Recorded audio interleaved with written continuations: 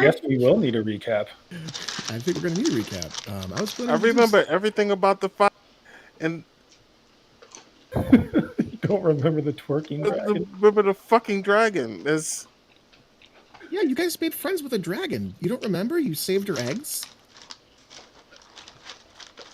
You carried like a 2-ton egg, Biff. You were like star of the game last game.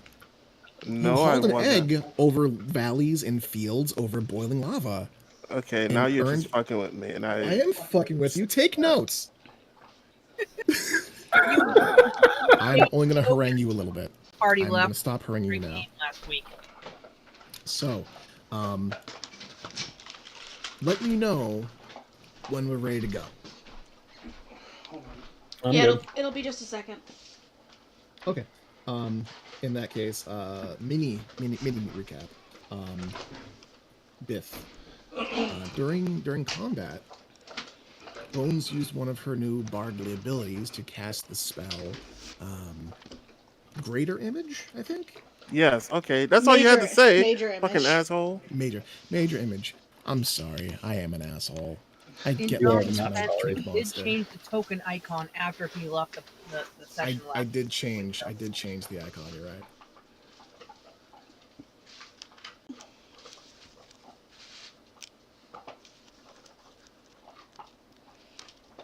I'm good. We're good. Okay. So I'm going to start with just a quick rundown of what happened. And if people would like to fill in details or if they have anything that is particularly memorable, feel free to interject. Feel free to raise your hands. Feel free to just cough into the mic and I'll be like, hey, did you cover your mouth? Where last we left our intrepid heroes, you had broken from half of the party and had begun a trek into the heart of the jungle toward a point of interest known only as the Ziggurat, a pyramid of stone, black, dark, almost onyx-like stone, buried in the jungle, surrounded by undead denizens. The Commission and its arcanists have been wanting to study this place for quite some time, but the rampancy and voraciousness? Vivaciousness? Probably veracity. The veracity Velociraptor. the Velociraptors and the undead have made it very difficult for anyone to get close to studying it. This is a place of interest for several of you. Roar, you feel a calling to it in the form of supposed rune work that matches that upon your armor. Bones, your boyfriend really wants to check it out. Yep. You have a vested interest as a native of Tikal, studying the old. I'm also a scientist in my own right. Damn it. You are a scientist Between in your own right. that and Biff saying I'll protect you for Reg, it's been a whole ass time, isn't it? Been a whole ass time. But you have multiple reasons for heading in this direction, both for your own individual study and for that of your close friend and, dare I say, lover, Reginald Crosp. You both want in. You both want notes. For different reasons, but maybe some of the same ones too. Verdi, you've been sitting on this island for a while. This place has been a curiosity to you for quite some time. Leah, Biff, this is a place of some kind of spiritual potency, which of course triggers your spidey senses. And Karn, you have a stowaway currently living in your shadow who has some kind of historical connection to this place. You had learned from Khaled that Ciela, the matriarch of the Koboloi, had once upon a time petitioned for aid to reclaim this place, believing it to have belonged to her people, a moon-worshipping people. Once upon a time, it was said to be a temple dedicated to the moon, that its stone was white and stood tall above the jungle trees. And it would seem that several others are interested in this place, least of all the Barulgora Megramos that you had so handily defeated only days before. On making your way toward the Ziggurat, your ship came to a safe stop as some of you noticed the presence of devilish runework in the tree line. Roar, you were quick to identify a sort of arcane relay within the trees. A sort of field of, not anti-magic, but altered magic that disabled certain spells. You closed up your portable boat, you guys began to hoof it.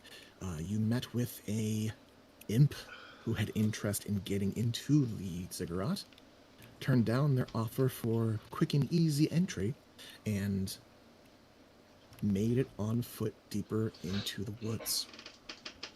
While heading in that direction, you scouted and kept your eyes peeled for signs of undead, finding that there were indeed traveling, roving bands of undead scouts. There were skeletons who were agitated, violent, with violet energy pinpricks in their eyes, seeming stronger and more durable than their bony brethren.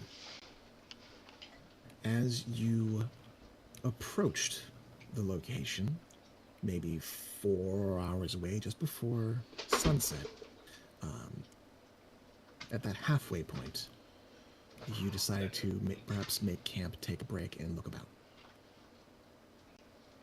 While scouting an area to rest, some of you noticed the presence of undead in the woods, creatures stalking clumsily in your general direction. Others of you noticed keener, brighter, and meaner eyes stalking with purpose toward your direction. A fight broke out. Several swaths of zombies and skeletons trudged in your direction. You guys engaged in combat and defended yourselves, took out those that were easy to take out, and engaged with the deadlier and faster, more intelligent undead among their ranks. Among them, a robed figure, wreathed in undead necrotic energy, more durable and more fleshy undead, which, Roar, you identified as ghouls, or ghasts, rather. During the melee, one of the ghasts had called out, "They cannot take it. It sustains us. You cannot have it." Leading Roar to speculate about just what role the ziggurat had to play in the undead ecology of the area. As you took surveillance of the defeated party of undead, Biff, you begin to stalk out toward the tree line, deeper into the woods, and you found that you were not alone. A figure emerged from the canopy and dropped down to meet you.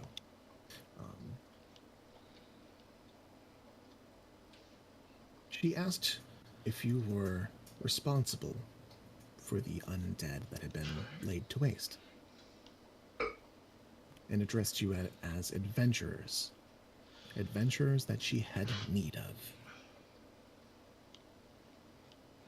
Introducing herself as Charish, she asked for permission to join your camp.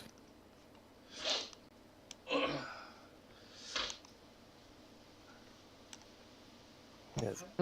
Highlights during combat. Bones absolutely summoned a fucking dragon that scared some undead and attracted the attention of others. Very cleverly played. That dragon is currently, what was it, flossing or doing the default dance, I think? Default dance, yes. Default dance. Just on loop. Kind of like clipping through the trees here and there. And that is where we will enter game with a stoic and straight-faced, armor-clad, winged woman with a horned helm, facing off with Biff. Straight-faced as if it was the most normal thing in the world, asking for permission to join camp as a dragon default dances in the background as you stand upon your pile of corpses. It's like when a cutscene happens, but there's still some ridiculous shit happening in the background. You guys have all like your fashion armor on. All your meme weapons.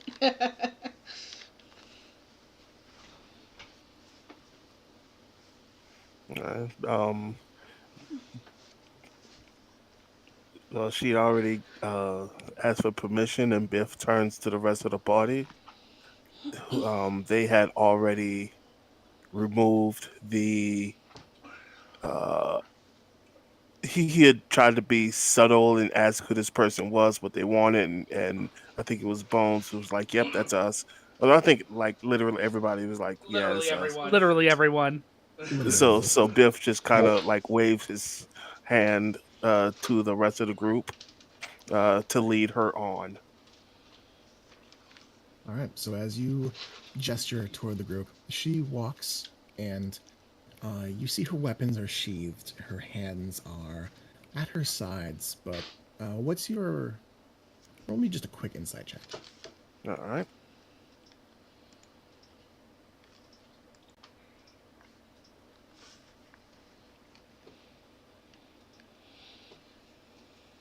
Okay. So, with an insight check of 23, you watch as she moves smoothly and with practice in her black plate armor. Her wings folded behind her back, she glides on her feet with an air of confidence as though she belongs here. Her hands at her sides look relaxed, but you can tell when someone is ready to draw a weapon at a moment's notice. She does not appear nervous, but she does appear ready in case the boot should fall. The way that she walks past you, she gives you a glance as though to acknowledge your presence.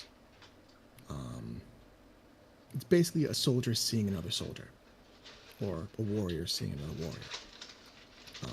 She's not dismissive, but she's also not keeping her eyes on you as though she is intimidated. She will make her way following the water's edge, and she will cross it to approach the largest cluster of the group. Do you keep up? Yeah. All right. Do you follow behind her, beside her? How does Biff carry himself? Well, since he's showing her, he's gonna walk at least beside her. Beside her. That's perfectly fine. She allows you to stay within her flank. When she gets to about there, those of you who are closest hear the clinking and the shifting of metal as Galleon stalks forward. He faces off with her from the other side of the water and does not disarm. Roar, you can see that there's a very subtle shift in Galleon's his underbit kind of bucket-like jaw, and you can see the very faint squinting of the lenses of his eyes. He's scrutinizing. He sees what this is and is on guard. All right. Right.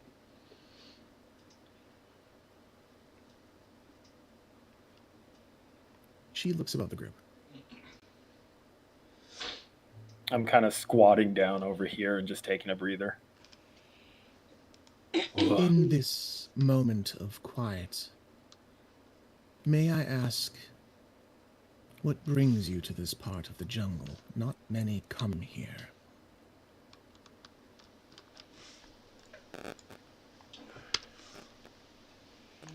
With all due respect, perhaps it is. Actually, never mind, because they already introduced themselves. Mostly studying. The ziggurat nearby is a place of cultural value. She inclines her head to Bones and searches the others, seeing if anyone else has an answer.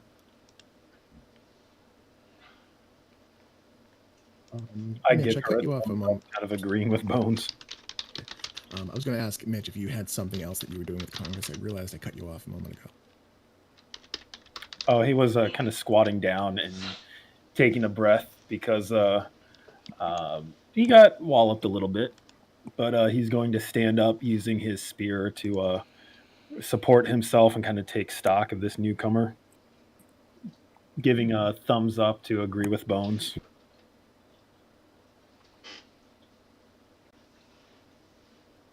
Con, you kind of gesticulate in agreement, and Charish looks across the group and slowly inclines her head.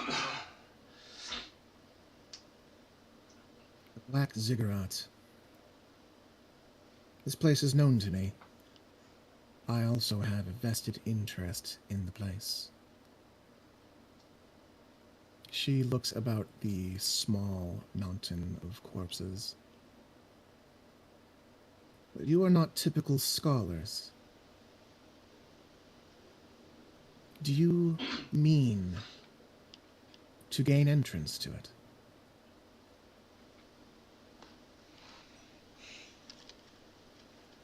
Yes, actually, it's kind of hard to study a giant building when you cannot enter it.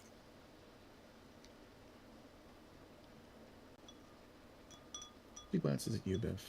The Biff speaks truth. Very faint cock to her brow, and she looks toward you, Karn, and inclines her head. And are you aware that it is not unoccupied? An entity resides within. We have been More told than one. as such. What entity? Roy, did you say something? Roar just said more than one. She nods. She nods again. And places a hand to her sternum and sort of, not bows, but kind of leans forward ever so slightly in a gesture of something. I work for the city of Grenpoli, capital of Maladomini. I am an elite enforcer of the city of contracts, tasked by the Archduke Balzabul himself to find and collect those who have broken their deals and shirked their debt. You may think of me as a bounty hunter, if that suits you. Bones, you can absolutely roll a history check. You were checking out those books in Crosp's library. I have been extensively studying extraplanar everything. Everything. I'm going to give you advantage on this one. What is a Beelzebub? She glances in Karn's direction. I'm going to let Bones roll for this before I answer. 20. So, specifically, are you trying to remember Grenpoli, Maladomini, the city of contracts, Balzabul, or just a general Wikipedia summary of what the fuck? So, as things are kind of moving really quickly, the first thing that comes to mind is the name Grenpoli. You understand that it is a city within the Nine Hells. It is a place that is known to be, quote-unquote, friendly to extraplanar visitors. It's a place that several prime material denizens, you and me, humans, cats, people like that, have come back from, who visited the Hells and come back from it. It's extremely rare, but it is known that this is a place that can be, under some circumstances, visited. To what end?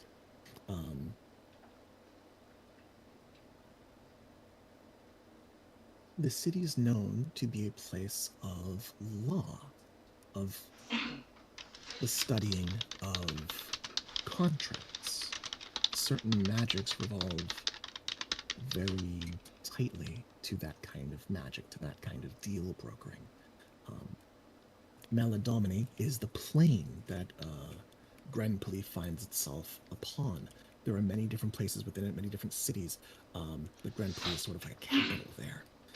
The ruler of that entire plane is Balzabul. He is said to be one of the greatest deal brokers among those who whisper about the Nine Hells. It's kind of like, this is the Lord of Ice, and this is the Lord of Fire. He's the Lord of Deals. With a 20, you're also aware that there is a common understanding that one cannot make deals with Balzabul himself. They will always end in ruin for the person who makes the deal. Only the truly desperate will reach out to him.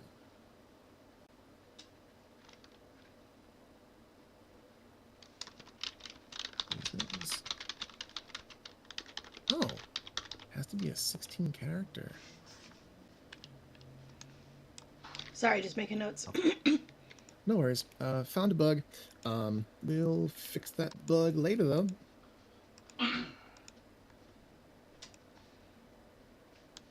That's about all that you remember from Do the I quick study of books. remember which layer of hell Maladomini is? The DM can try to remember. Hold on.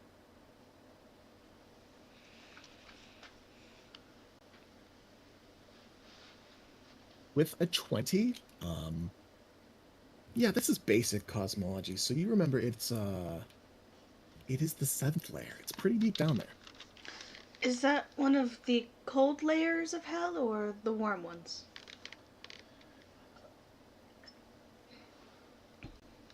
With your 20 I will ask. No, history- I'm gonna ask that out of. I'm asking that out loud. Oh, asking out loud. Not aggressively, just curiously. Aggressively. I am a curious cat. Is there gold layers? She looks between you, Bones, and you, Biff, and kind of cocks a brow, and the weather varies. It is not entirely inferno-like. Wait, two are from the hills? She blinks. She just and said looks at that. you slowly. Roar, face palms. And it's a loud Biff is always not every day get a visitor from the hills. I mean, this week it kind of has been. You see the very faintest quirk of a smirk on the side of her lips, and she looks at you, Biff, and give me another insight check.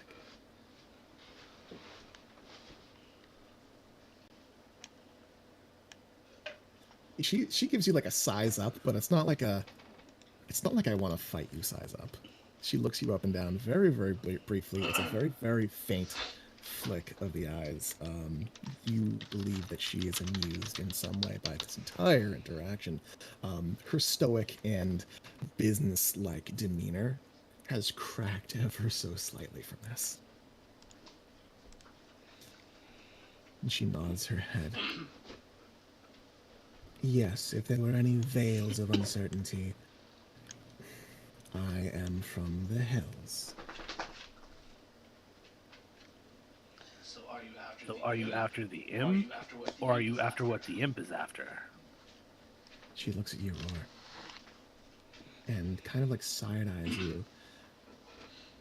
What imp? And so the hand is blade. She looks back at you, Biff, and there's a very faint furrow in her brow. What is the name of the She- imp? I don't have my notes anymore. Oh no. You remember he called himself Mortimer. He called himself Mortimer. He was large for an imp. Very large for an imp. And kind of looks back and forth between you. Any of you can roll an insight check as she Hell yes. thinks for a moment. That's my bag.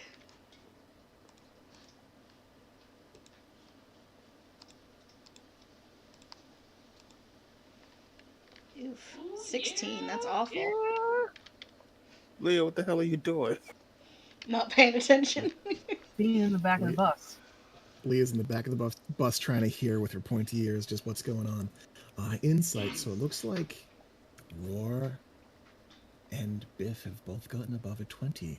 Bones with a 12. 16. Sorry, with a 16. I rolled two and shit, one but back. not that shit. No, you're good. I'm sorry. My brain's broken. 16, which definitely beats a 15. So, Bones, you get the impression that this name, and perhaps even the story, is new to Cherish. She doesn't seem to recognize the name, and even though she tries to hide it within the facade of her face, this is not something she's familiar with. Both Roar and Biff. Oh no, my Discord died. It won't restart. It did? We We can hear We you. still hear hear you. you. No, No, it's Meech. niche. Oh. Oh.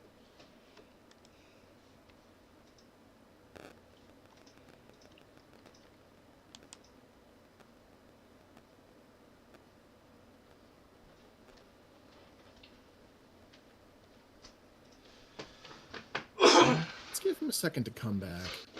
I'm gonna try and move him and see what happens. Oh, yeah, you got mod powers, don't you? Bye. Bye. I did that. I kicked him. I have mod powers. I believe in you. Very cool. Only to be used for good. And adding bot friends.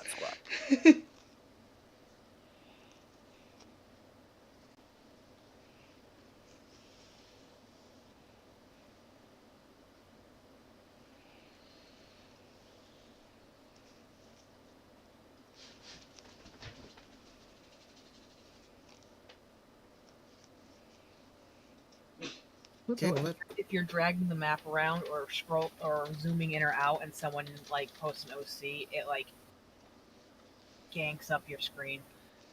Yep. Yep. yeah, it It's drags you over to the... It's text focus. That's I could disable that. That's a feature. yeah. I would disable that. All right, I one think it moment. was supposed I to think be it was supposed to be Speaker. enabled Say- just for in character originally. It didn't used to. It didn't used Yeah. to do this for out of character. So, someone try posting, and we'll see if it actually moves to their character. Yep, nope, we're good. Everyone post at once. Everybody's here! It's Except for Mitch. focusing for me. It's focusing for you? Yeah. Yeah. Yeah, it jumped. It jumped for me. It jumped and it jumped for me when Verity posted, I posted, and then Biff, and now back to Verity. So Oh, It's weird. not focusing for me.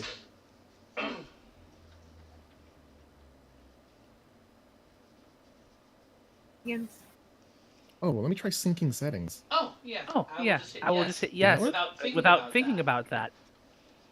Allow your game master to set the following setting for you and to token speaker. Do you trust them? Do you trust me to change your setting? I trust you I trust you. most of the time. Oh, Most of the time. good. There goes my character sheet. Bye. My character sheet. Yeah. No. It's Yeah, no, restarting it's everything 'cause you restarting said everything yes. because you said yes. Oh, it's not supposed to do that. I'm sorry. We're It has- having it- so many it has- difficulties. It probably has. It to probably update has to update a setting in the background that requires a page refresh. So He's just gonna restart his computer. You know what? Heather's recording game. Does anyone mind filling Mish in? Just like taking notes and throwing notes at him. I don't mind. Sure. Cool beans. I don't want to, but it's already 8:30. We got a lot of cover, lots to cover, so much to do. Good God, it's getting late by the second. Okay, so insight checks. Test. Karn rolled. A 12. a 12, Karn rolled the 12. That's where that was coming from. and Leah did the 7, and and it was me and Biff that had above 20. Right. So you and Biff, Roar and Biff, as you guys are looking her over, not only do you get the impression that, yes, this is new information, you see that gears are turning. That this is information that she is not yet certain what to do with, but knows that there is something to be done with it. Roar, especially, when you mention the imp is larger than it has any right to be, that has her attention. Those are words that she is hanging on. Biff, you realize that this information is being processed and compartmentalized for later perusal. She has taken notes. This is not insignificant, but it is unknown to her. Did this person, whoever is in this ziggurat hiding from you all, did he just make a deal with literally everyone? You see a very faint quirk in her lips as she smiles. For years, I have followed rumor after rumor, tracking the Arcanist Reger to his hidden laboratory. Each cold lead revealed more of his deception and underhanded methods, a reputation preceded only by his alleged climb to power. For generations, he has indebted himself to various archdukes and lords. Each time one of his patrons comes to collect, he is conspicuously missing, or has found some loophole in the letter of the deal. This trail of broken promises and half-honored pacts has brought me here. My task is to bring him, one way or another, to Grenpoli, the capital city of law and contracts. Reger's soul belongs to the Nine Hells to be held in escrow until the many right holders decide upon how to split the custody. So you're asking us not to kill him. One way or another implies we can. She cocks a brow and looks to you, then looks to Biff. And then I look at Biff, and then I look at Karn pointedly, and and then back across. But Karn and I know what's on this island. Anything that dies here doesn't Not leave just here. Karn, thank you. Oh yeah. Yes, true. You've seen that shit firsthand. Roar's seen it firsthand. But yes, Bones is well aware of what the fuck is going on. She shakes her head, and closes her eyes very faintly. I do not believe alive or dead are terms that can be applied to the Arcanist. In my search, I have discovered that Reger has made a pact with one of the demon lords of the Abyss. He has, allegedly, extended his life indefinitely. If this is true, and he has obtained lichdom, perhaps the soul cannot be brought, but whatever is left of that can.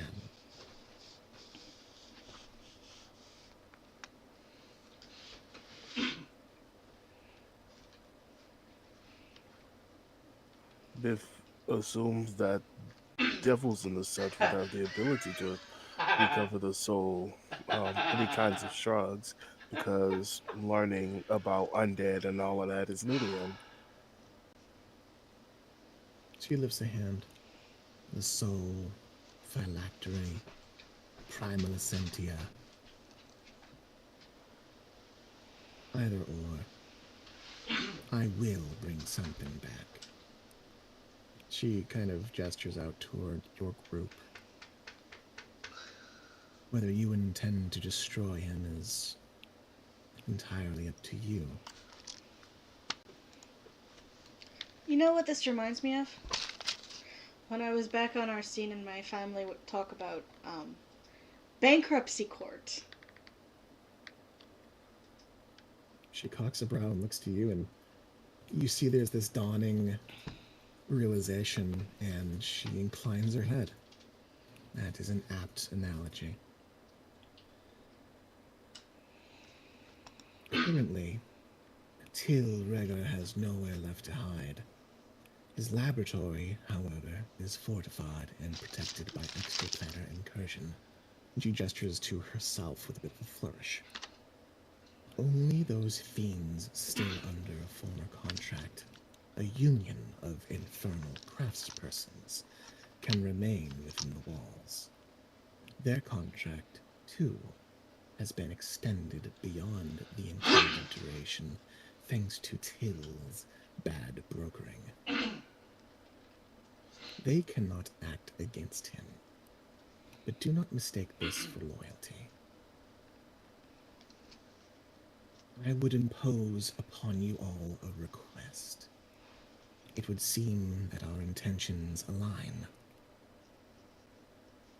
Would you hear my plea? Do you know what his phylactery looks like? She gently shakes her head. No. One under his current contractual obligation may. Those who work for him are in contact with him.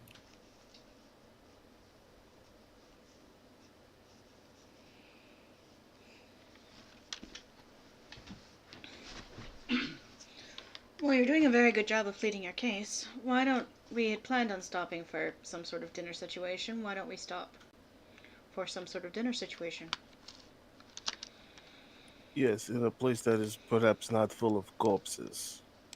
Perhaps over here. And Bev gestures to the general over here area. Okay. So Biff, you gesture toward General over here. Charish inclines her head, and she actually bows it to you, Bones. I fear I have brought nothing to the table, but I shall strive to break bread in other ways. This is a serious question. What do you eat? Biff knows nothing of those from the hells. She looks toward you, Biff, and kind of inclines her head.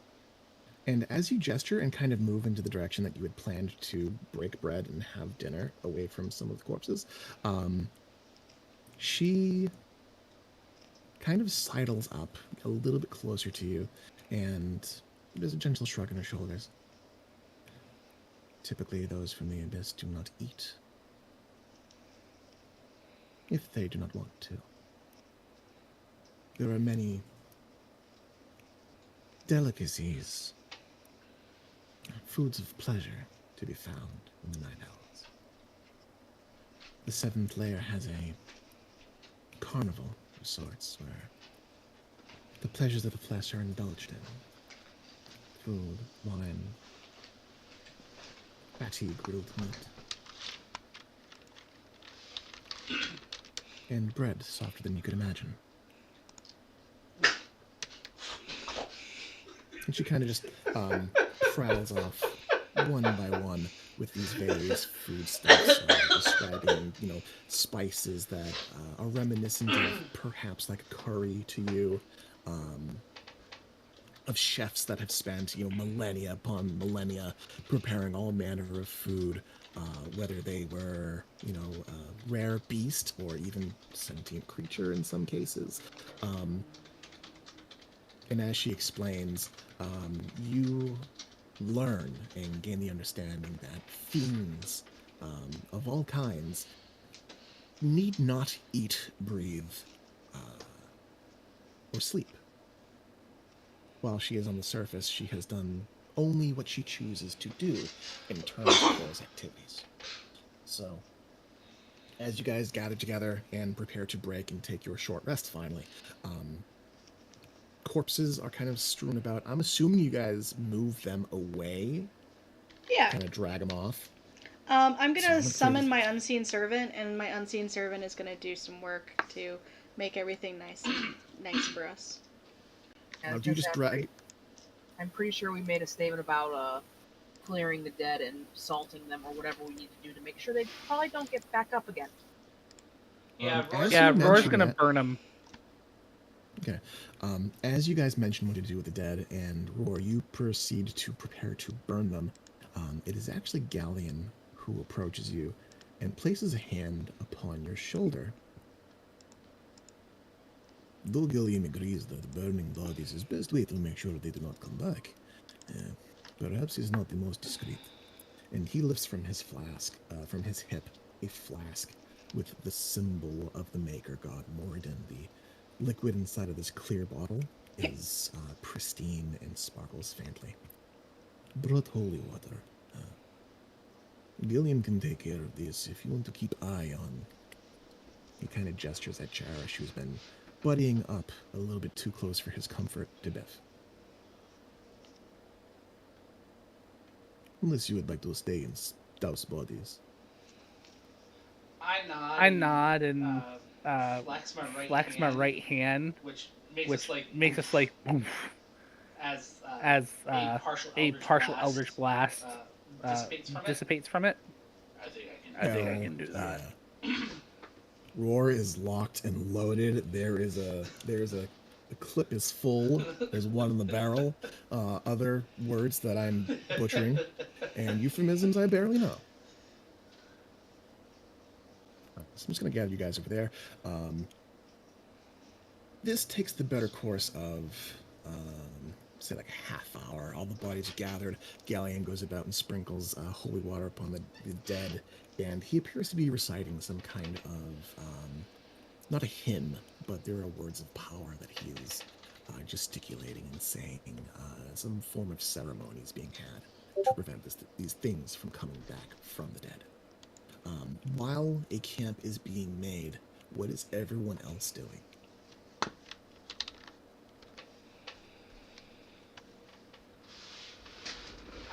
I'm keeping watch, and Everard is staying by my side, also doing likewise. So you guys camp out. You get some rations together. I'm gonna check in with Reg. Use some of my 10 minutes.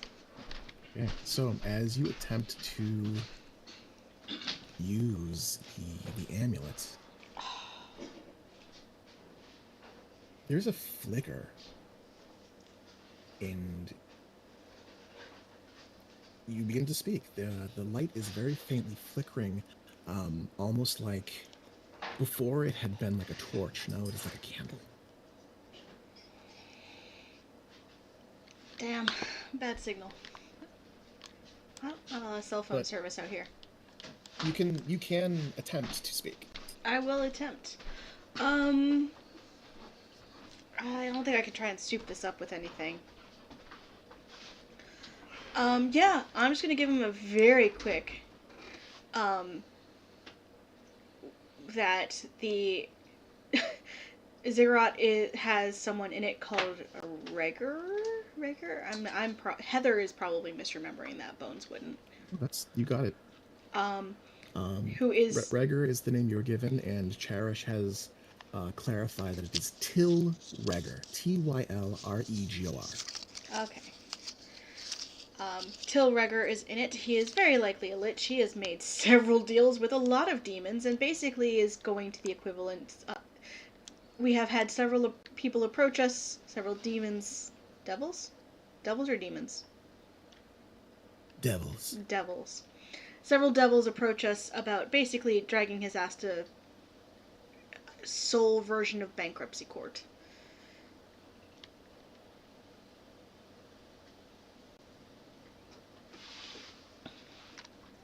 So, a few moments pass, and you hear this kind of like staticky sound on the other end of the line as the amulet begins to resonate and make noise.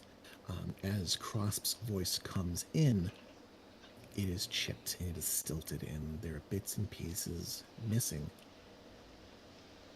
I'm sorry, you're breaking out a little bit. I hear. What is this about a lich? You said there was a lich. Well, be careful. Claims court.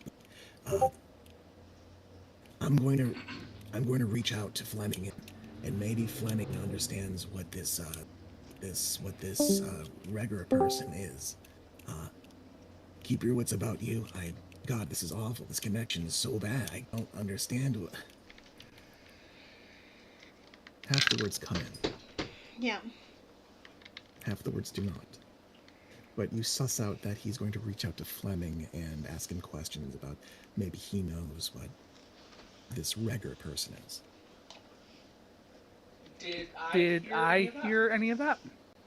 That would have been audible. I'll look over at Bones. The runes and all the trees. They're designed to block very specific magic. This This kind of magic is the specific kind of magic. Joy.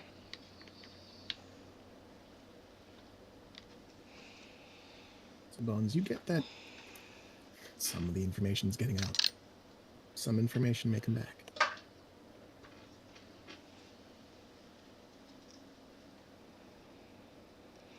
Oh well, it'll just be more fun to tell him later, I suppose.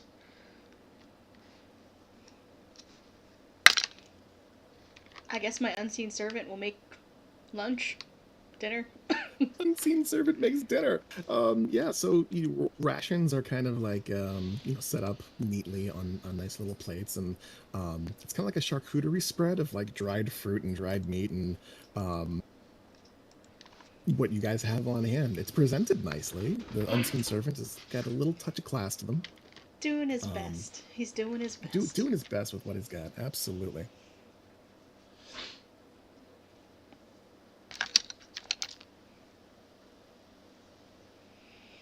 So, with that said, you guys begin to eat, and after you guys are fed and rested, tending to your wounds, you see that Cherish is seated upon one of the nearby stones, simply standing and sitting and waiting as the folks who have to eat finish their eating before getting to business.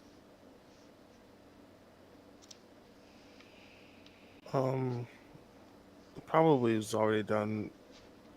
Spelling of Cherish's name. I have I have CHARESH. Is that fine enough? That's fine enough. I'll post it in chat.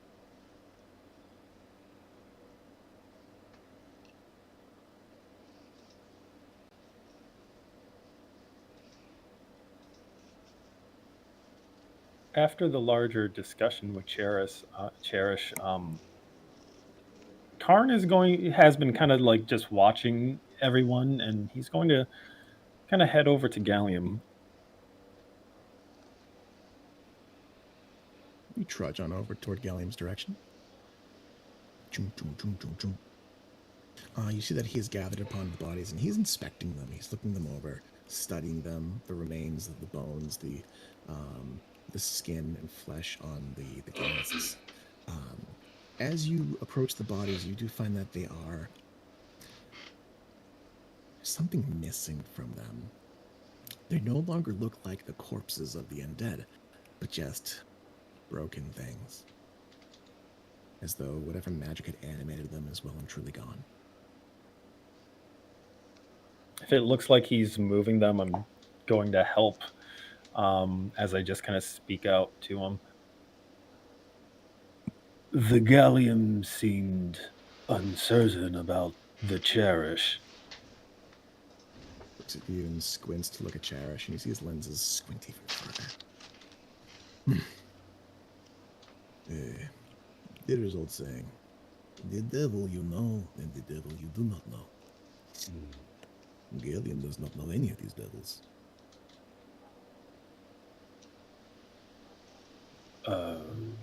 That is the extent of the saying.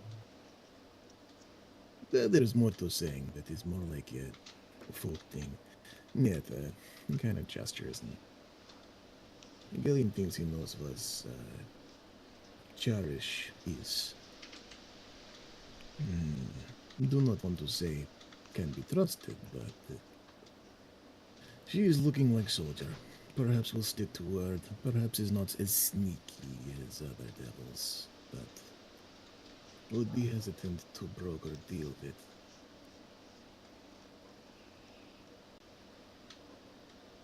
Aaron shrugs and looks toward you. What does Carnes make of her?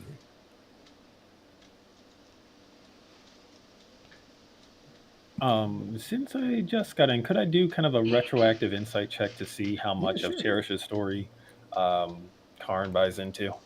Sure.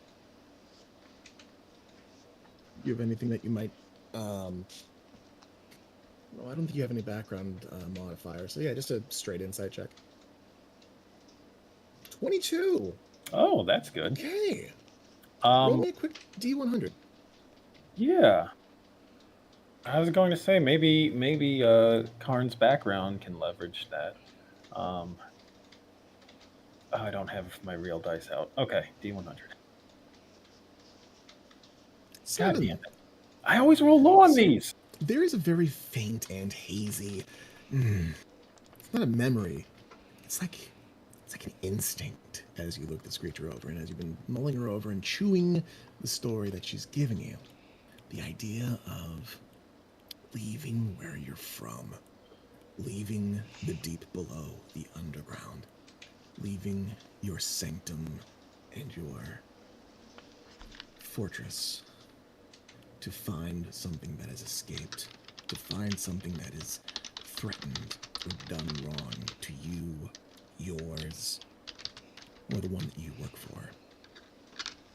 That resonates with you in a strange way, and you are not sure why. It's a familiar feeling. You don't know this person, but you feel her vibe this idea of a duty to go and stop, to neutralize and collect and bring them back kicking and screaming. You could see yourself doing that. And it is an unfamiliar and strange feeling. You know, with a 22, maybe the story and maybe the details matter less than the feeling you click from her. She's not here for you. She's not here for the world or a crown. She is well and truly a bounty hunter, at least in your summation. And maybe that's what matters. Oh. This one thinks the Cherish is speaking the truth. But this one is not familiar with the kind of creature the Cherish is. He looks you over, and he nods and looks back at her. Gillian believes she is Erin's fallen angel. They join blood war, for they are good at war. So much so that heavens do not take them back. So consumed with the idea of combat, the chase, the thrill of the fight, they give up all that made them divine. Supposedly, you can trust them to do one thing: fight. But Gilliam knows not to trust devils. Mostly. He looks you over. He nods. If you are thinking your story is true, Gilliam can believe this. Maybe Gilliam is quick to judge. But she moves the wrong way. He kind of pounds his hammer into his palm.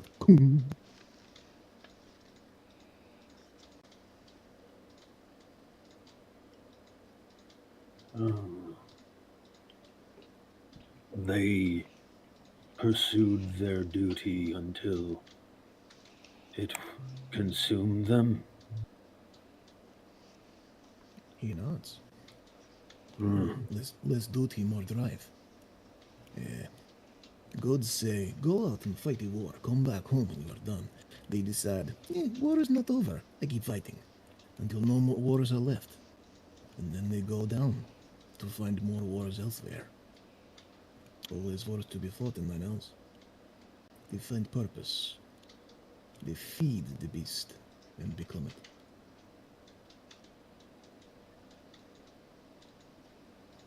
Interesting.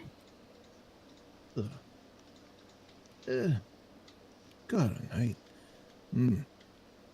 Look, surely, never mind. We'll keep moving bodies, not worry. This one will help the Gallium. Sure, give me a quick insight check.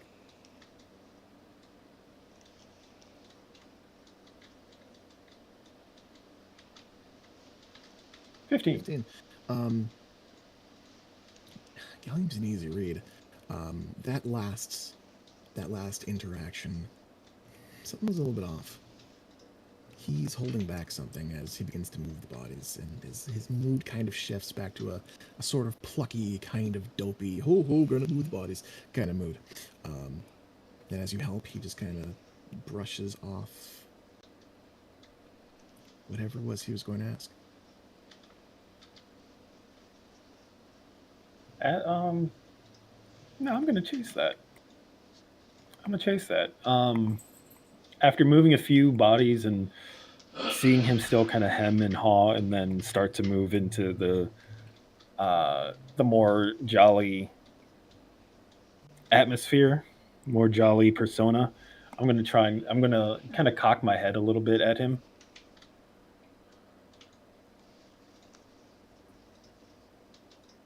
The Gallium seems as though there was something left on the Gallium's mind.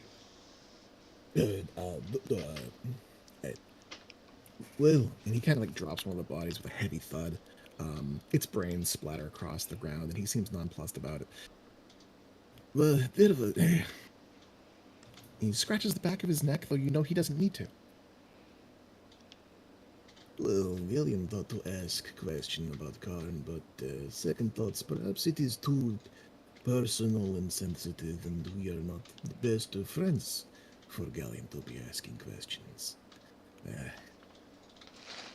If you are insisting, and he reaches to scratch under his chin, which you know he doesn't have to. It's a very learned behavior, a borrowed quirk. You kindled yourself. This is strange. And not just to Gallium, but to anyone in Gallium's shoes. I've never heard of one of us returning from the Great Sleep. I was hoping perhaps you remembered something, or saw something, or perhaps knew of another. What does the Gallium mean by deep sleep? His jaw comes to close, and you can see his lens-like eyes shift to glance away. How many of our kind do you know? Have you met? This one is certain this one has met 2 others. Perhaps more, but this one does not recall. He kind of counts on his fingers and clocks that you're talking about him. The strangeness. Gallium has met another.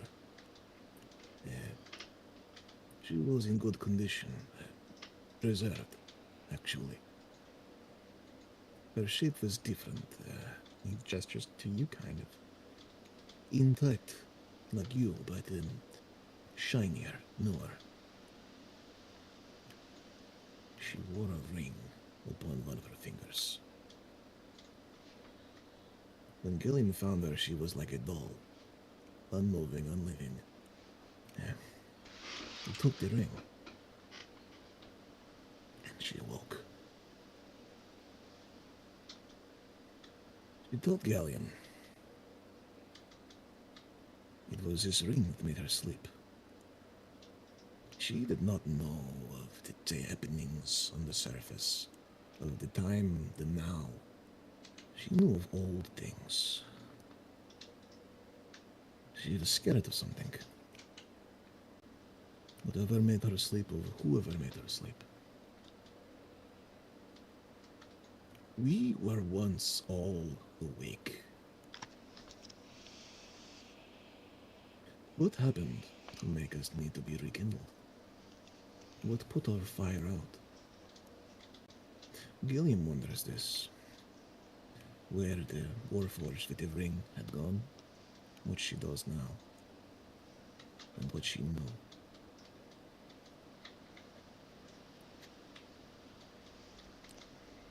I thought you might have had memories of the before times, before the sleep.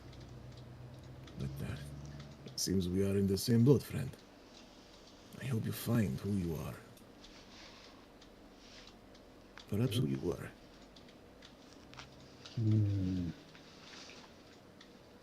This one's sleep was not natural. This one was hurt. And I'll raise a hand to my chest and kind of tap the chest plate. Deeply scarred. This one does not understand why this one awoke. But this one believes this one's wound is connected to this one's memories.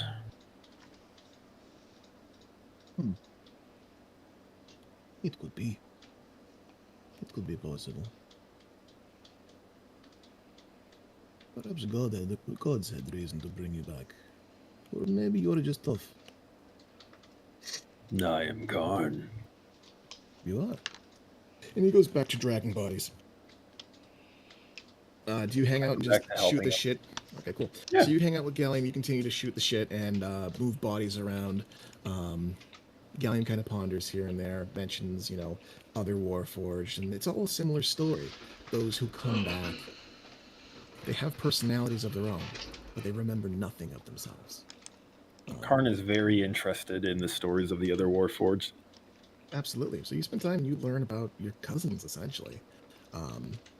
During this time, is anyone up to anything else?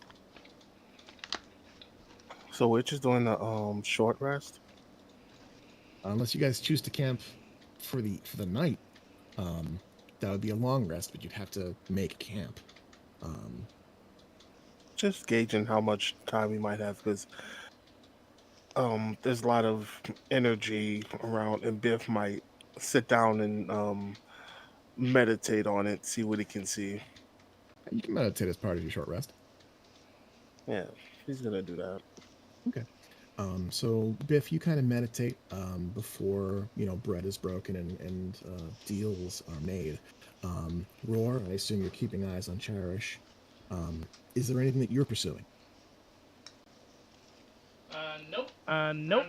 I'm just doing as asked by Gallium, keeping a close eye on her. So that's it. Okay, cool. Verdi, Leah, you guys up to anything? Just listening, vibing? Pretty much. Yeah. Good. So around the time that Gallium and I was waiting my turn. Oh, sure, yeah. Because I want to go talk to Cherish about shit, like contracts and packs and things. Sure. Would you be doing this during the same time that Karn and Gallium are chatting? Probably. All right, so this would be shortly after attempting to contact Reginald. Yeah. Cool. My unseen servant's doing a good chunk of my portion of the work.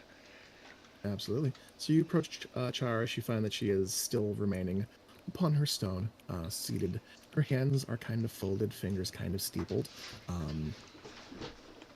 She's a hard read. She's not really watching you guys. She seems to be thinking.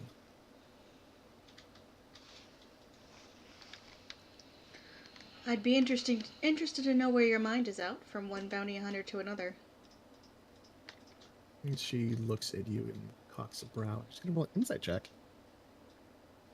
And it is as though she has seen you for the first time. There's a bit of a slow grin that creeps across her lips. It's very subdued. It's very slight. Not like predatory or anything. She inclines her head to you. Planning. Considering my options. Your kind has to sleep and eat. But you can do something that mine cannot. Get in.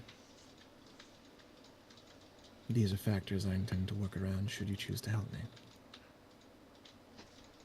I think Bones just nods. The setting sun approaches. Several more hours between here and there, on foot. Unfortunately, none of you can sprout wings. That I'm aware of. No, not yet. We left that one at home. Looks a brow, very faintly, and nods her head. An eclectic group. Have you worked with a group I like before? that. Seldom. The most were 2, perhaps 3. This would be the largest one I've worked with. It's a bit of an Presuming that you're adjustment. willing to work together. It's a bit of an adjustment. I can imagine. Hunter to hunter.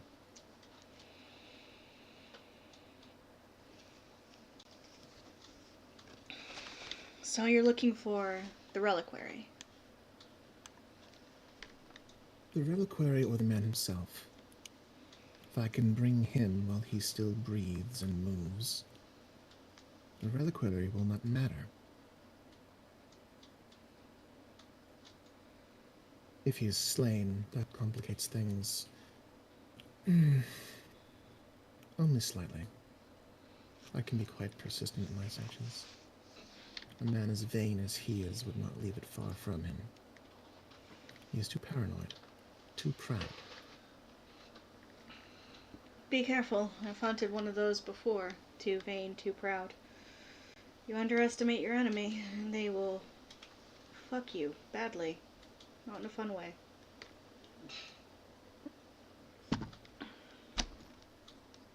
I can hardly imagine a not fun way, but I will take your word for it.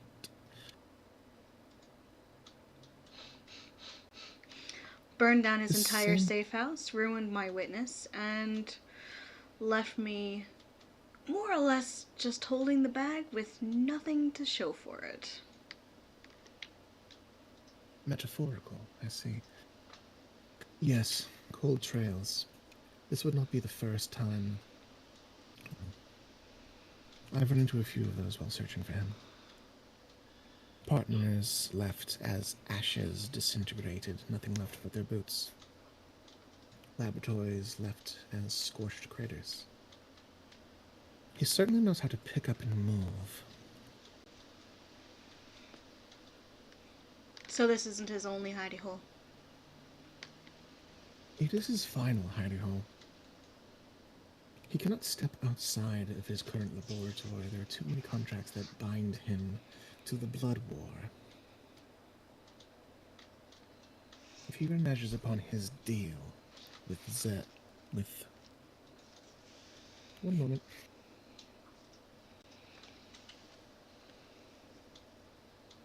If he reneges upon his deal with his latest commissioner, Zari, well, he'll default. If he can be found, he will be found, he will be plucked, and he will be dropped. He's done something, however. Some breakthrough, some discovery. He doesn't have to leave this place. As a lich, he should need a steady supply of souls to sustain himself. And yet, no one leaves. No one comes. Cannot feed upon those under his contract. They do not have souls. Soul is a bit of a touchy subject on this island. He's not our only lich. I've noticed. It's rather a bit of a needle in a haystack. Needle in a needle stack.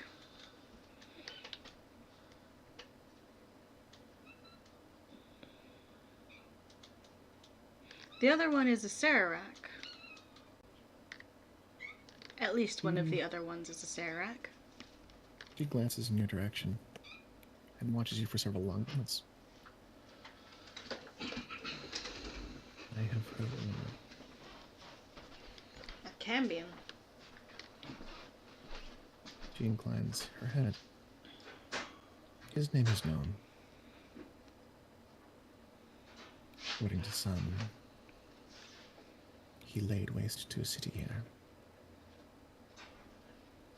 And yet, try as I might, she lifts her shoulders. A man of such reputation has left little to trick and die. You would think a creature of such supreme power and influence would be making moves, reshaping the land, making his presence known for the sake of his own vanity. And yet, there are still living on this island. There are no grand monuments to his visage. He has not crowned himself king or god emperor. Do you not think it strange? I have some theories. The idea that maybe his machine is broken and wasn't supposed to work like it is might be part of it. The fact that he studied under something called the Whispered One certainly is probably part of it. As you mention that, she touches a finger to her lips, and her brows raise. You would do well to keep that name from your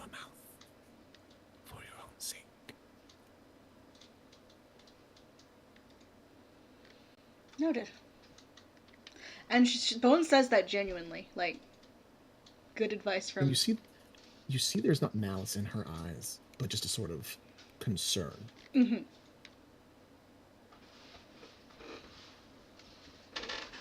Thank you for the warning. She inclines her head.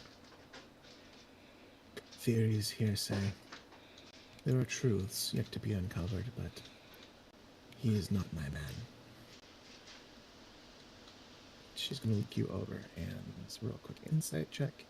Was there something else that you had intended to broach her about? Contracts, liches, pacts, and whether or not this asshole's been making some deals in the Feywild too.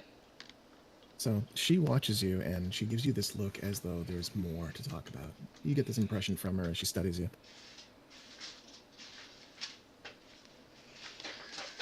Did your little mouse that you're hunting make any deals in the Feywild as well, or just did he focus mostly on the Hells and the Abyss?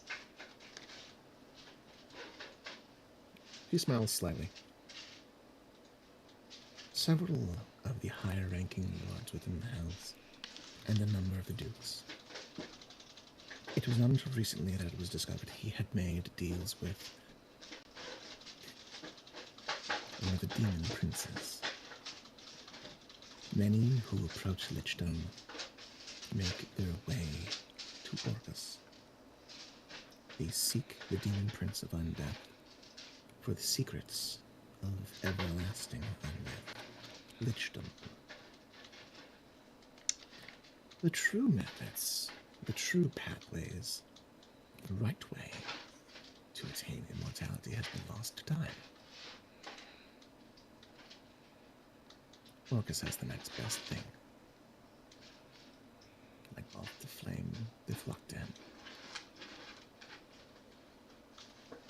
I know of no contracts with the Fae. None have come to Grand Palais to petition for their arbitration. None have sought us to act in their behest. It is possible, but I do not know of it. Is that common? For the Feywild to come to us, yes. The Nine Hells and the various members of the Seelie and Unseelie court, mostly the Unseelie, have had a long-standing, functional relationship. We agree upon certain things, you see. Our intentions sometimes align.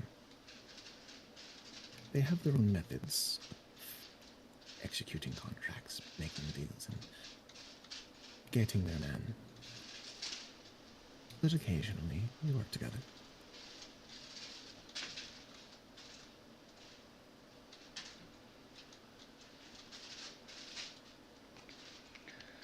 And are those sorts of things public knowledge or confidentiality? She brows slowly. She leans toward you and kind of cocks a brow slowly and lifts her chin ever so slightly. I may know the answer to that question. But you still haven't heard out my plea. Oh, I plan to. I think I would like to throw that upon the table before answering such a question. Fair enough. Very reasonable. I strive to be. She leans back. Was there anything else on your mind? Things to talk about once we've ironed out the deals for that deal, I think. Slow smile creeps upon her face, and she inclines her head to you. Very good.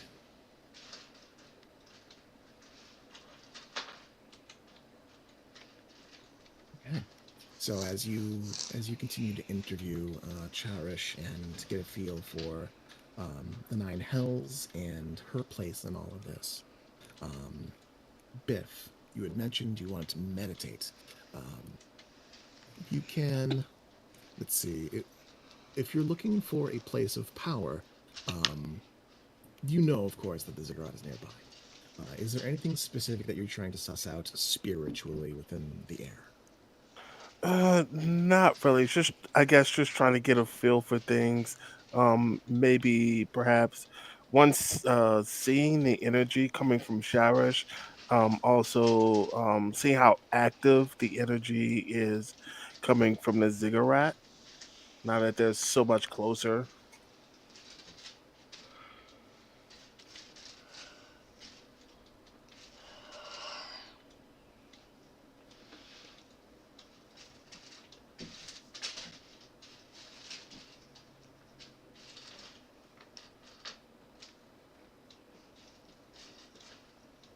Okay.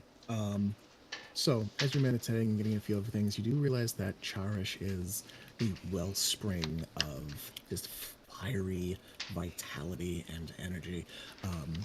There's really no ebb and no flow.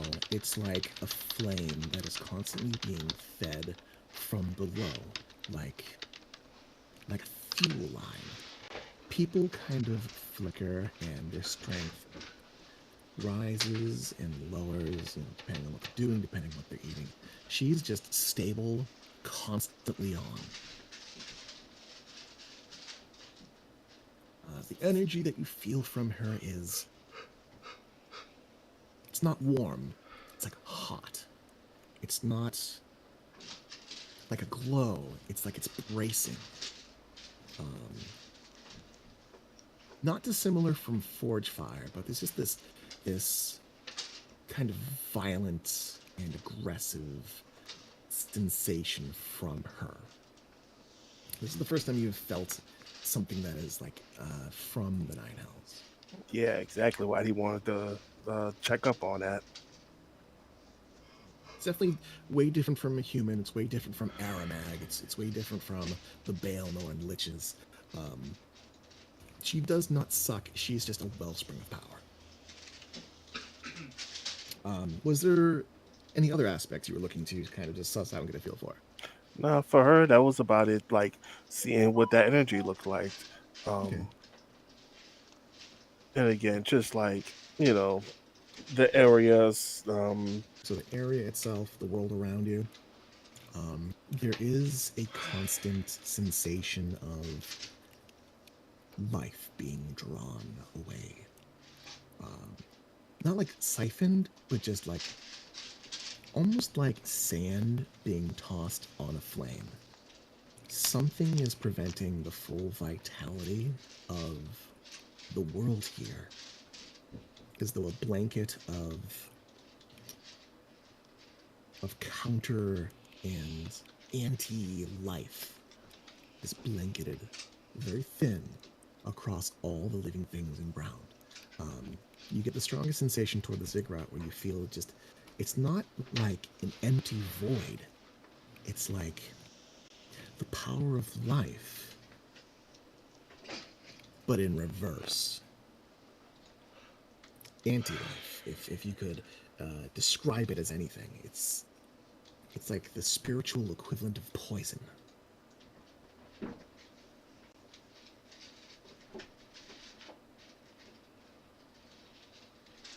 Okay.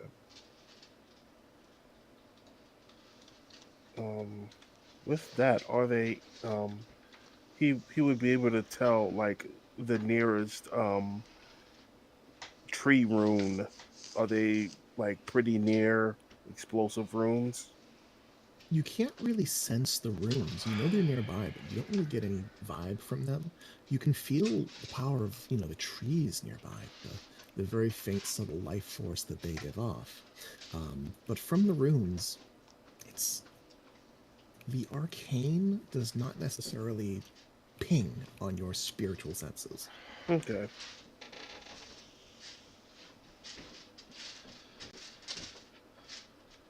Is that it for Biff? That is it for Biff. Excellent. So, you conclude your meditation. Bones, you conclude your chit chat with Cherish. Karn, Gallium has kind of just pulled these bodies It started to bury them under fronds and ferns and leaves, knowing full well that the jungle will reclaim them within days, if things are to be believed. So you guys make your way back to the group, as those of you who are fleshy do the fleshy thing and eat food. As you guys finish taking samples from your water skins, you get your short rest in, you heal your hit dice, you mend your wounds. Cherish speaks up from where she is seated. With the meal concluded, I would like to ask upon you to hear my plea.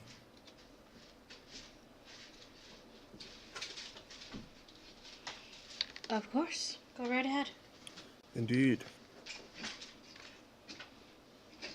Within his temple sanctum, the Arcanist, Tilregor, has installed a series of runes, magical symbols made in our tongue. I would impose upon you to identify them and destroy them. Each rune is a ward that prevents my kind from entering, either through the traditional methods, and she makes a quick gesture with her hand, and there's a brief flame from her palm that reaches up like embers, or the mundane method of simply walking in. The strongest of his wards is within the depths of his lair, powered by some force of energy I cannot fathom. Likely, this is where his innermost sanctum lies.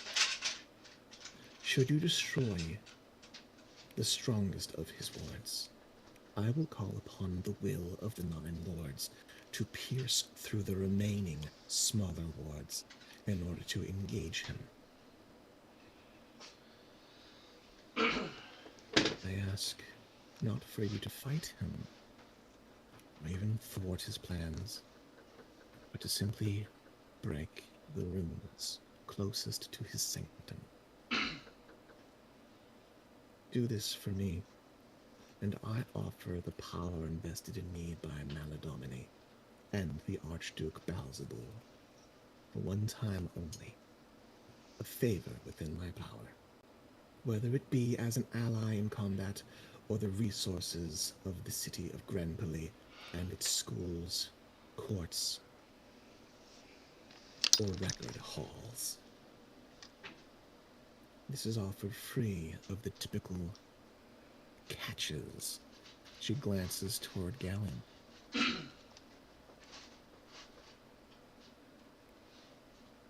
I offer my sword. I offer my rope. I offer you a trip 2 ways.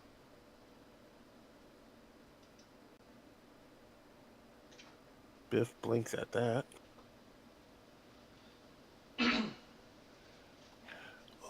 Biff have question. The runes, Biff has tried attacking them directly. It's not turned out well. You know of better, more safer ways? He glances and looks you over. You could try a longer stick.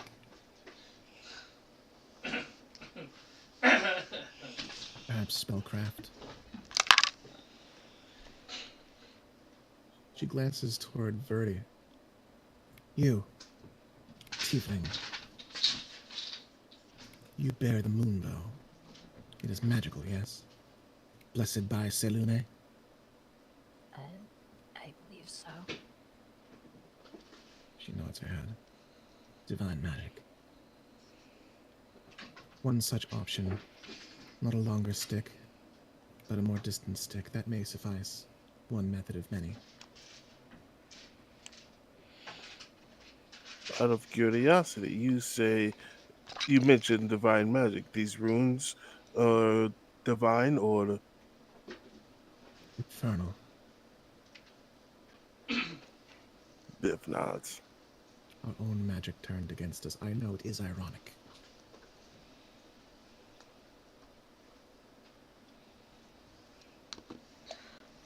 So you want us to do exactly what what the imp wanted us to do. Again with this imp. Bones, you were saying something? Yeah. Would you give us a moment to discuss this within our group? Certainly. She goes and she stands, and she looks at you, Bones, and inclines her head to speak quietly in your direction. The Hall of Records has many, many pages and books. Many deals have come through Grimbaldi. Think of it. She begins to walk away. Her back to you. She continues walking.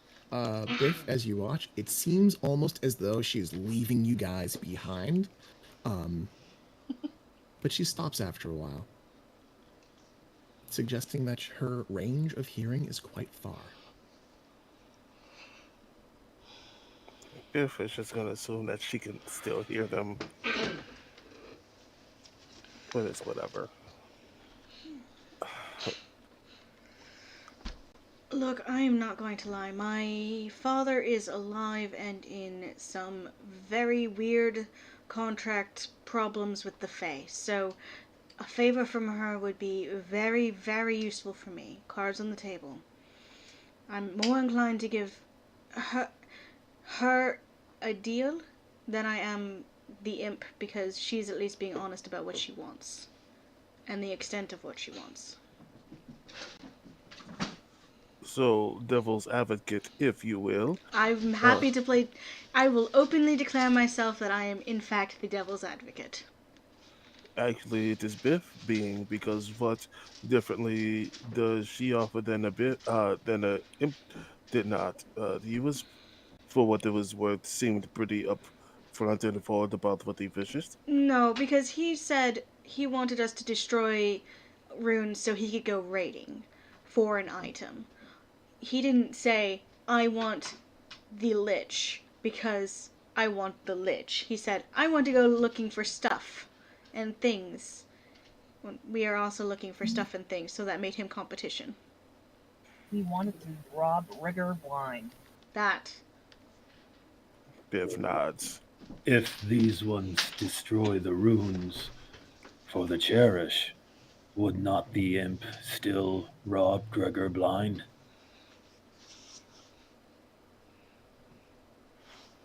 Perhaps we can inform her that Mortimer wanted to come through and steal everything. He also wanted us to destroy all the runes, though. She just wants us to destroy one. That will allow her to call in reinforcements to help take in Rigger. I don't quite agree with it, but at least her stance is different. We would destroy the one room, but she and hers will destroy the rest.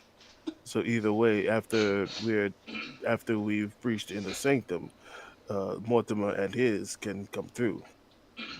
This one can respect one who seeks to fulfill one's duty. This one is in favor of helping the Cherish. But perhaps these ones should keep an eye out for things these ones would prefer not to fall into the imp's hands, should the imp find a way through the weakened wards. Biff points at Karn. Exactly what Biff is thinking. I'm on board with that. I'm not going to lie, I'm kind of in desperate need for this favor. I have reached a dead end, as it were.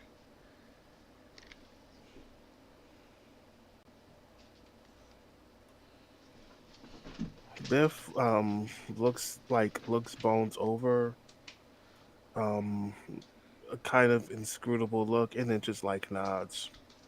He's thinking something, but he just nods and Insight check.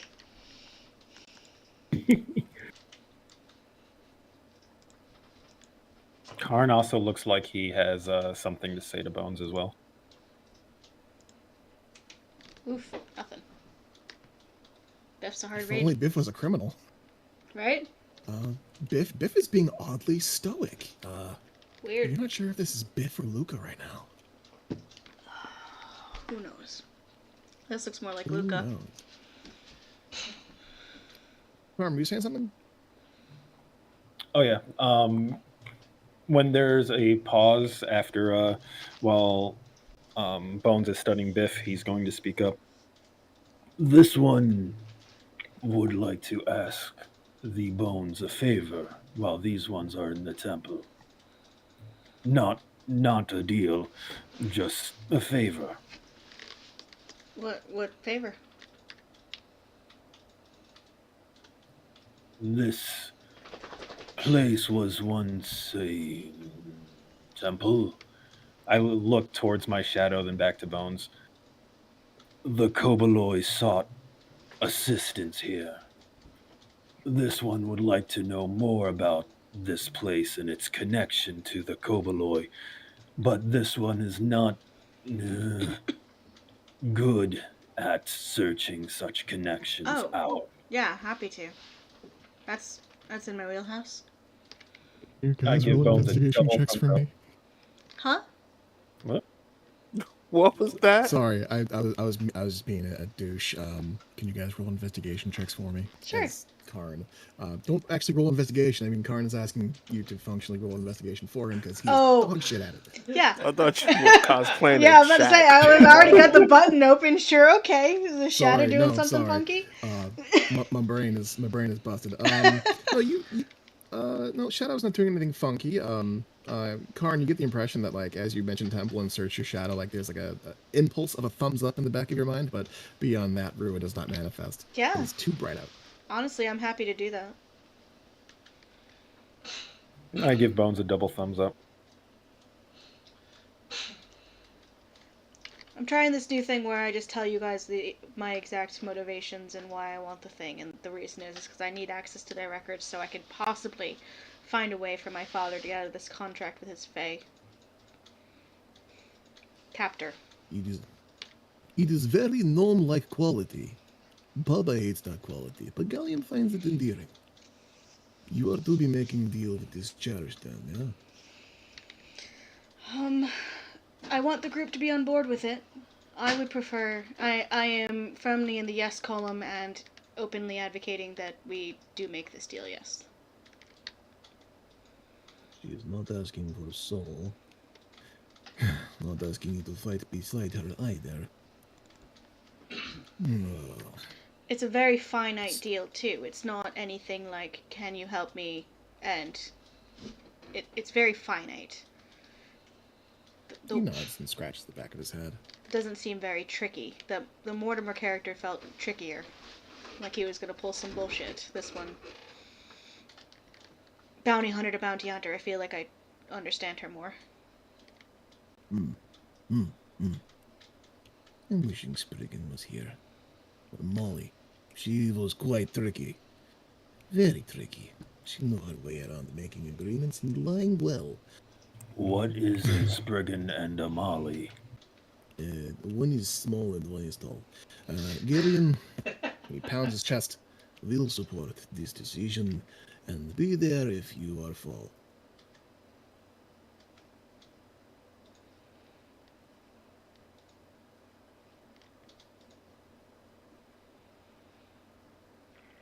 He kind of rustles his shield and holds onto his hammer, ready to do what needs to be done. So, just quick out of character, Bones has asked if the party is in favor of doing this thing. There seems to be some reservations, but it does seem as though you are willing to go out on a limb for the chance that it offers. Biff is in. Karn is in. Yeah, Verdi seems like things are gonna work out if she helps them and they help her, so. Cherish is far less dodgy than Mortimer, so.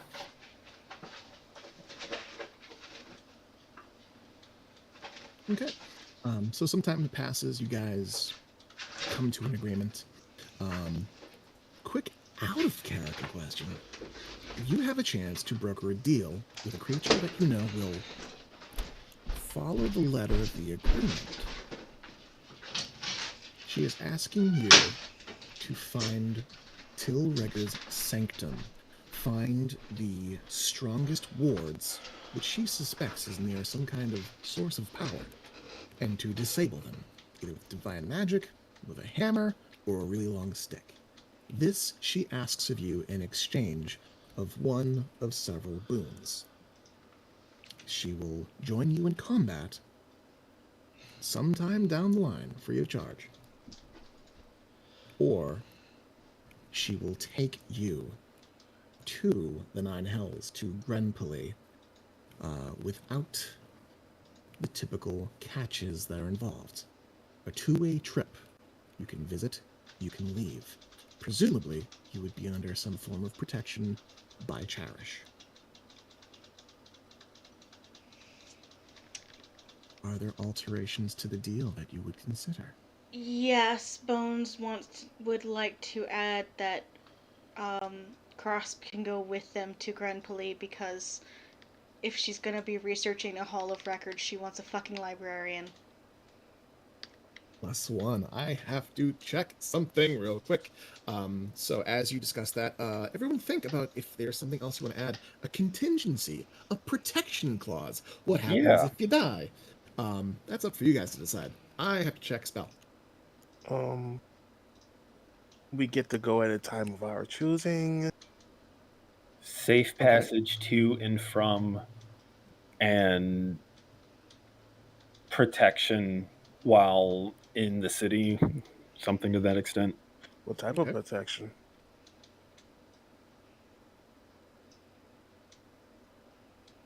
I think we can hand wave certain details. Okay. Certainly. Just because contracts can get real complicated.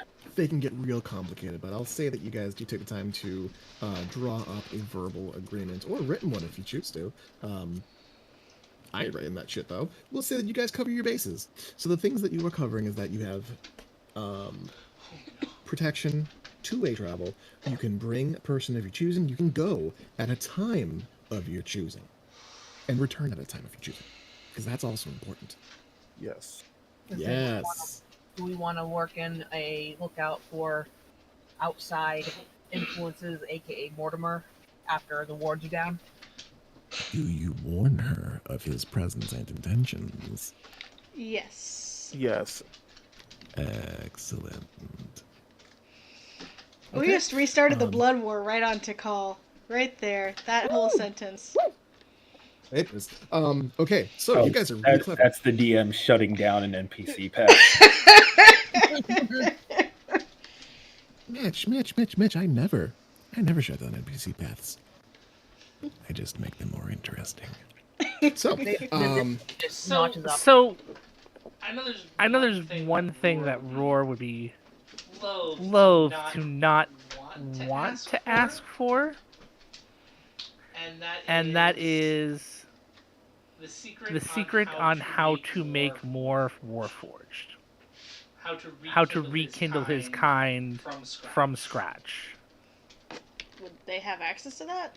It's contracts and... That seems like a whole nother contract. Not a wish spell, but you can certainly ask her about that if she knows. If someone in the Nine Hells has the answer and she can acquire it, that's the kind of thing. It's like, if you have access to this knowledge, I would like it. That's about it. So you will broach that subject when you come back together. Let me get her back on the map. She is pleased to see that you have come to some kind of agreement. You mention the conditions of your agreement, and one by one, she lists what she can and cannot do. I can guarantee your protection upon the entrance, and while you remain within Grimpeling, you will find that this place of law, violence is actually banned, as is coercion and manipulation. This place is a safe haven. Still, You will be under my personal protection should anyone step out of line. This I can promise. As far as bringing another, I will admit, this offer was for you and yours. I would like to meet the person before I bring them. This is my condition. The first condition. The second, I can bring only myself and 8 others. If you bring this extra one, some of you will have to stay behind. If this is a condition you can abide by, I can do this. It is within my power. I can ensure that you leave at a time of your choosing, but you all must leave at the same time, the same as you came in. Unlike the Feywild, you will not be trapped by eating, dining, and whining, but do not grow attached to the local sights and sounds. There are some places that strive to emulate paradise between the barrens and the other less savory sights. You, Maester Pond, you ask of me a strange question. Your kind is unique to this plane. I have not seen any like you elsewhere or elsewhere. I know not of a secret to bring your kind back or to make new ones. But many an Arcanist has given his soul to the Red Hells, has joined our war effort, and sought to make profit among other prophets. I cannot guarantee it, but I can make my best effort to track down someone who knows something. It will be up to them how they decide to give you that information and what they may exact in return. My network is not as robust as the likes of Mammon. As I know of a few Yugoloths who might be willing to humor you for a price. Didn't you imply that you were sent by the a very high person within the Hells? Belzebul. Yes, there are some within his court who may know more. Know that his circle and my circle do not intersect. He certainly would know someone. But I would warn against making deals with him. That's for the desperate. I feel like he'd owe us if he has been slighted by. That's not how it works. She lifts her hands and takes a step back from you. I shall say nothing upon that subject which may incriminate me when the boot doth fall. If you go to him, that is on you. You are welcome to try. You may find him when he is not weeping over his losses. So, in connection to something we mentioned earlier, you've asked us to do much the same as Mortimer has. He asked us to destroy more of the sigils and runes in order to allow him and his kind to come in and steal things from Till, which we were not partial to. Again, this imp is brought to my attention. Mortimer, you say? It's such a common name, not his true name. Do not use something like that. No. I do not know of him, but again, that is very imp-like behavior. They love to cause trouble and steal things. Strange. The growth and strength of Devilkind is tied directly to how much power is invested in them by their lord. considered a stipend, an allowance. After such a time of gaining strength, they are promoted. Typically, they are never caught in such a situation that they are growing with power without being promoted. Now, this is strange. I wonder if perhaps like a dragon, he has tied his own power to his will. Ooh, that is clever and devilish. I am intrigued. Where did you find this entity? This Mortimer? Miles back at the edge of the forest. Can you point in the direction? I look back at Verdian bones since because I am not a navigator.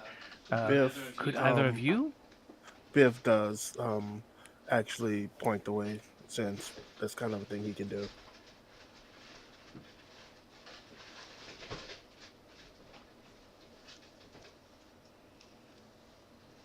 So Biff, you point in the direction, and people kind of glance in that way, and this really wry, pointy-toothed grin stretches across Tara's face, and she nods.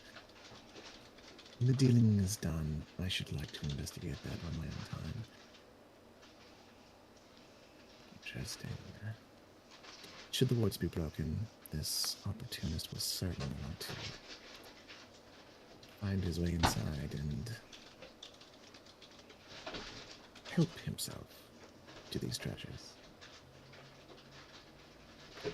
I think I should like to surprise him along the way. Thank you for bringing this to my attention. She looks at you and she furrows her brows. You seek to preserve what is in there. Yes. That I which think isn't. I can aid. I think I can aid with that without making a deal. If only to find this rapscallion.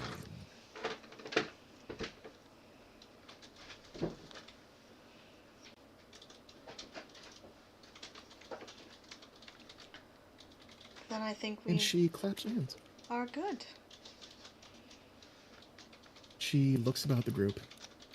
Which among you speaks for the all of you? She lifts her hand. I will shake upon this pact and seal it. They're mostly doing this as a favor for me, so I will take the handshake on this one. Good. She reaches out, takes your hand, and as she shakes, a sensation of dread washes over you, a tingling from the tips of your ears to the bottoms of the soles of your feet. You feel both cold and hot at the same time. Cherish watches you, knowing, but nods, and the smile fades. The pact is sealed. Minor side effect. It goes away in a few minutes. You must find a way into that place. It is surrounded by the undead.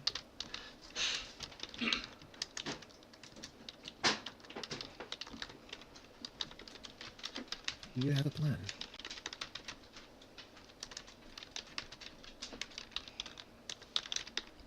Mostly our plan is usually fuck around and find out. She raises her brows and nods. You find a plan as any. I can help with that. Lesser undead, the clusters of ghouls and ghasts surrounded like squatters. They are not in league with Lich, but they know the power the temple holds. The temple is the only place where their hunger is suppressed. Without a central place to rest, the ghouls may disperse and die unorganized in the jungle. There appears to be an entrance at the very top of the pyramid. An altar there rests, protected by some kind of field, some energy. I cannot penetrate it. I am not sure what can. On rare occasion, I have spotted humanoids. I would not call them human. Leaving the temple from that altar room to tend to the trees. They seem to simply emerge outside. Perhaps a day or so after runes have been broken in the woods.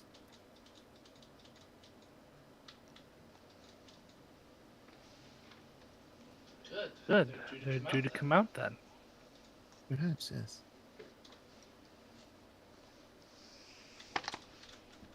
She looks to you, Bones.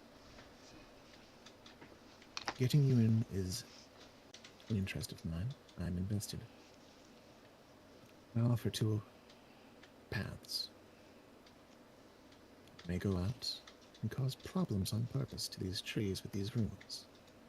Summon whatever it is to come fix it. Or I can join you in combat and get you to that very top of that pyramid.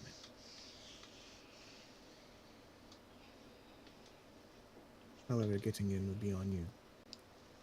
You'll have to figure out quickly. Hold back many, but there are vast numbers. What would you have me do?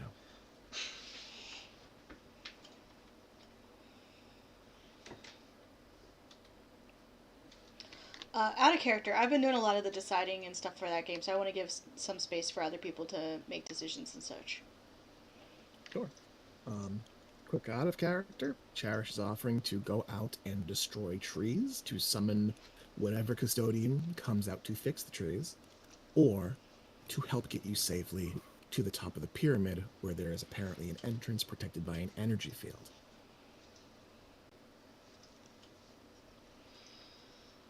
I think it might be better if she came and helped because what wasn't it? Didn't Mortimer say that this place is crawling with undead? Crawling with undead, and she has mentioned that there are many, many of them just lingering and squatting around it. There are ghouls, ghasts, and undead just kind of hanging there. Plus, if she's fucking around and blowing up runes, then Mortimer might be able to get in while we're all busy. Yeah, while we can keep the runes up. Mortimer can't get in. She's the runes that she's talking about destroying are on the trees to get the tenants from within the temple to come out and redo the runes. Yeah, So this is the outside reaches where she can be, not within the area, because Mortimer can do the same thing, but he wants someone to fix the inside so that he can just go in. Mm-hmm. I'm partial to the energy field go there plan because I have a shit ton of illusion magic that I can use to distract some of the ghouls and shit. I'm in favor of that idea as well. Also, as a backup plan, if we just need to plow through the undead without stopping to fight, Karn is willing to wild shape into something big and difficult to slow down if it You comes have to a that. short rest. You can do that. All right. So it seems like you guys are leaning toward having Cherish come and fight alongside you. That looks like the We're gonna shape go- of it, yeah. Yeah? Okay. Because the other option is to perhaps summon a custodian from inside, someone who can get in and get out. You'd have to figure out how they get in, how they get out. But it seems like you guys are willing to just go there, find the problem, and figure out how to get in from there. That seems on brand for us. That is Yeah. so on brand. Okay, cool. We're Fantastic. just gonna keep punching problems until it solves itself. Love to see And if it. punches Okay. don't work, we'll suplex it. So, Hope there's not a train. do you guys head off now? I hope there is. No.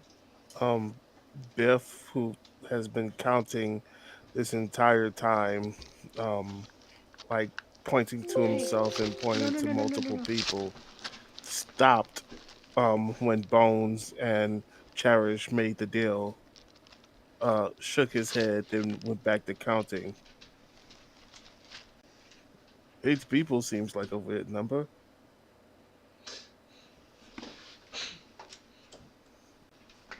At that mention, we will pop up. There's been one spell that has a less than 10 limit. Biff shakes his head. No, we do have less than 8 people here currently, but there are those like good Natasha there, and Khan's friend. Uh, do they factor, or do we need to sit them out? And then he shakes his head quickly. Biff apologizes for halting the momentum of doing the thing, but there's a thing about the letter of the deal. Yes, Biff was. There's no issue. The 8 people sounds like a limitation of the arcane. And I'll look over to Cherish. Or is it that you can only guarantee protection of 8 people while you are there? It is a limit of the arcane. Then the number means nothing. So I then have a solution. We're fine. I have a solution. you have the whole. Yes. Yes. And Biff gives Roar a double thumbs up. Okay. All right. So with that little speed bump addressed, what is the next thing that the party does? Do you charge off into the woods now, knowing that you get there after sundown at this point? Split it down the middle, make our way a little bit closer, and find a decent place to camp, and then camp. Exactly that. Yeah, I like getting a little closer. I think that was the original plan too. Get as close as we comfortably can, then rest for the night. Very well. Let's see. You're Marshall, not a spellcaster. God damn it, Chirish, you're worthless. So, you guys trudge off into the woods, and as you move, the sun begins to slowly descend, getting ever and ever steadily closer to nightfall. As the first stars begin to alight in the sky, Roar, your keen arcane eye spots numerous trees with these symbols and markings. It seems as though the barrier is thickest here. The arcane relay is stronger here. It's more well maintained. Bones, your amulet does not light up during this time. Yeah, when we find a place to camp for the night, Bones is going rune hunting. She's got a bow. Got a bow? Okay. So you'll do that during the evening, or as a couple hours before you take watch? Probably in the evening-ish before everyone settles down, just in case Okay. I cause a rumble, but... I'll come back to that. I will come back to that, absolutely. So, you find a spot in the woods where a large stone outcropping makes way to a cave. Again with caves, always with the caves. It doesn't look like any creatures have bedded in here. Why the fuck would they? This place is horrible. And you fortify it. You bring some fronds, you bring some boulders, you bring some items to guard and disguise it. Between Verdi and Karn, this is a negligible feat to make camp. Do you start a fire in your little cave? Oh no. Hell no. So as the night grows long and it grows dark, Charish turns to the party, sees the camp. This looks well fortified. Call for me if you need aid. I will take to the skies and scout. I will ensure that nothing gets to you before I do. She bows. Don't threaten Biff with a good time, why don't you? Cocks a brow at Beth and smiles ever so faintly. And if no one objects, she will take it to the air.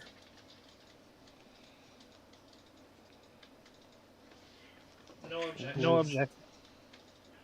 Biff kind of looks fake sad at her suggesting to leave, but she's gotta work. She's gonna make sure you guys have every opportunity to get this shit done. And Otherwise, live. this pact is worthless to her. She didn't even get a soul out of the deal, so if you die, she's fucked. Right. Cool, great. So, you guys make your camp. Who is taking watch? Do we want tiny hut going up? I don't see why not. Tiny You hut. could put a tiny hut in front of the cave. However, anyone who is not in the hut when it is cast will be stuck outside of the hut. Why I'm asking so we can huddle up. Will you wait for Bones to return from rune hunting? Will you wait until late into the evening to create your tiny hut? I will wait. Unless something comes up to, like, force my hand to cast it now, I'm going to wait until Bones is back. Excellent. Then to that end, Bones, how much time are you going to devote to punching a hole in this arcane relay? Not long. I don't want to draw a lot of attention or start a fight. I've got a longbow and I would like to have like two cell phone bars of service. Fantastic. Do you go alone? No. Apparently not. No. Apparently not. So, as it grows dark, Biff, you find it very hard to see as you follow Bones into the jungle. Damn it. Biff did not think of this. What's Biff's passive perception? 17. 17? That's not bad. Do you carry a torch? Do you light a torch? Shit, there's special things that have directional light, huh? I don't think Biff has one of those. Yeah, hooded lantern or bullseye lantern. I don't think you have one of those. You can choose to make perception checks to keep up with Bones, or Bones, you can just make sure the human isn't walking into trees, or let him. You can he's Biff, he's tough. Up to you. Biff will just like make perception checks, and like it's one, he trusts the hell out of Bones to get out of danger, but in case like she rolls a nat 1 and something grabs her, he'll be halfway there, you know. Okay, so on the topic of rolling nat ones, Bones, what, like Yep. an hour, 2 hours doing this? Yeah. All right, roll me 12 attacks with your longbow. 12? 12.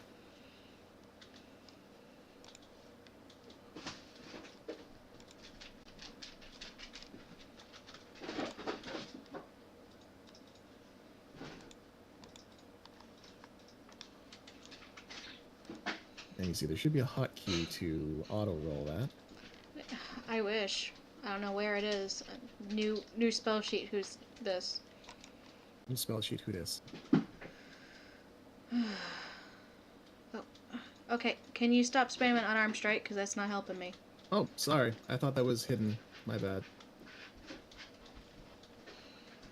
Yeah, that's not me. That was me, sorry.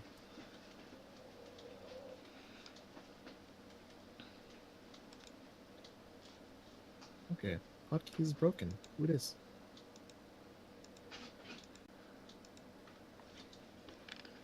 Let's see, that's 2, 1, 2, 3, 4, 5, 6, 7, 8, 9, 10.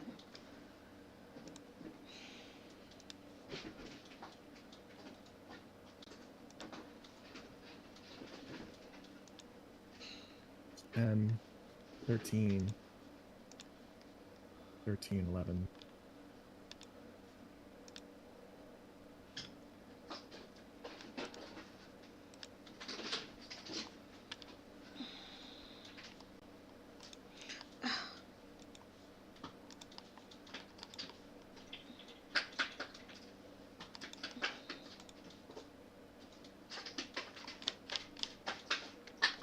Sorry, this is not convenient.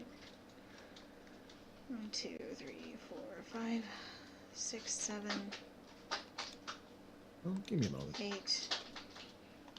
And you could just use roll dice.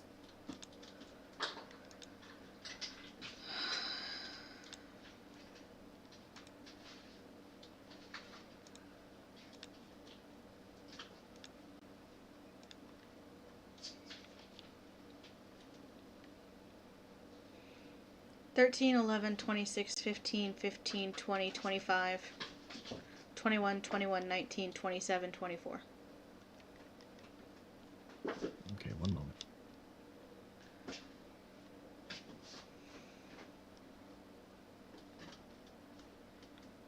Okay, so during your prowl, and as you make your attacks, you do manage to find the runes in question. They actually glow in the dark of the night. You knock some arrows and you take aim, and initially, your first attacks do not seem to find purchase in the wood. It's as though the pointed tips of your arrows are deflected, are diverted. You manage to find stride shortly afterwards, landing all but 4 of your attacks land. With the first puncture of the runic marking, there is a brief flash of vibrant red fiery light. Cinders explode outward from the tree bark, producing less of a bang and more of a woof of smoke and brimstone. Can I use prestidigitation to, once after the first time, to kind of start to snuff that out and smother it quickly? Yeah, you can smother it quickly, so it's just a flash and nothing else catches fire. You learn quickly that you can shoot and then prestidigitate it away. During this time, you don't seem to attract the attention of anything. At least not at first. You've created a sort of circle, a crater, a pocket within this arcane relay, where if what you understand of the magic is correct, it should allow you to use certain magic.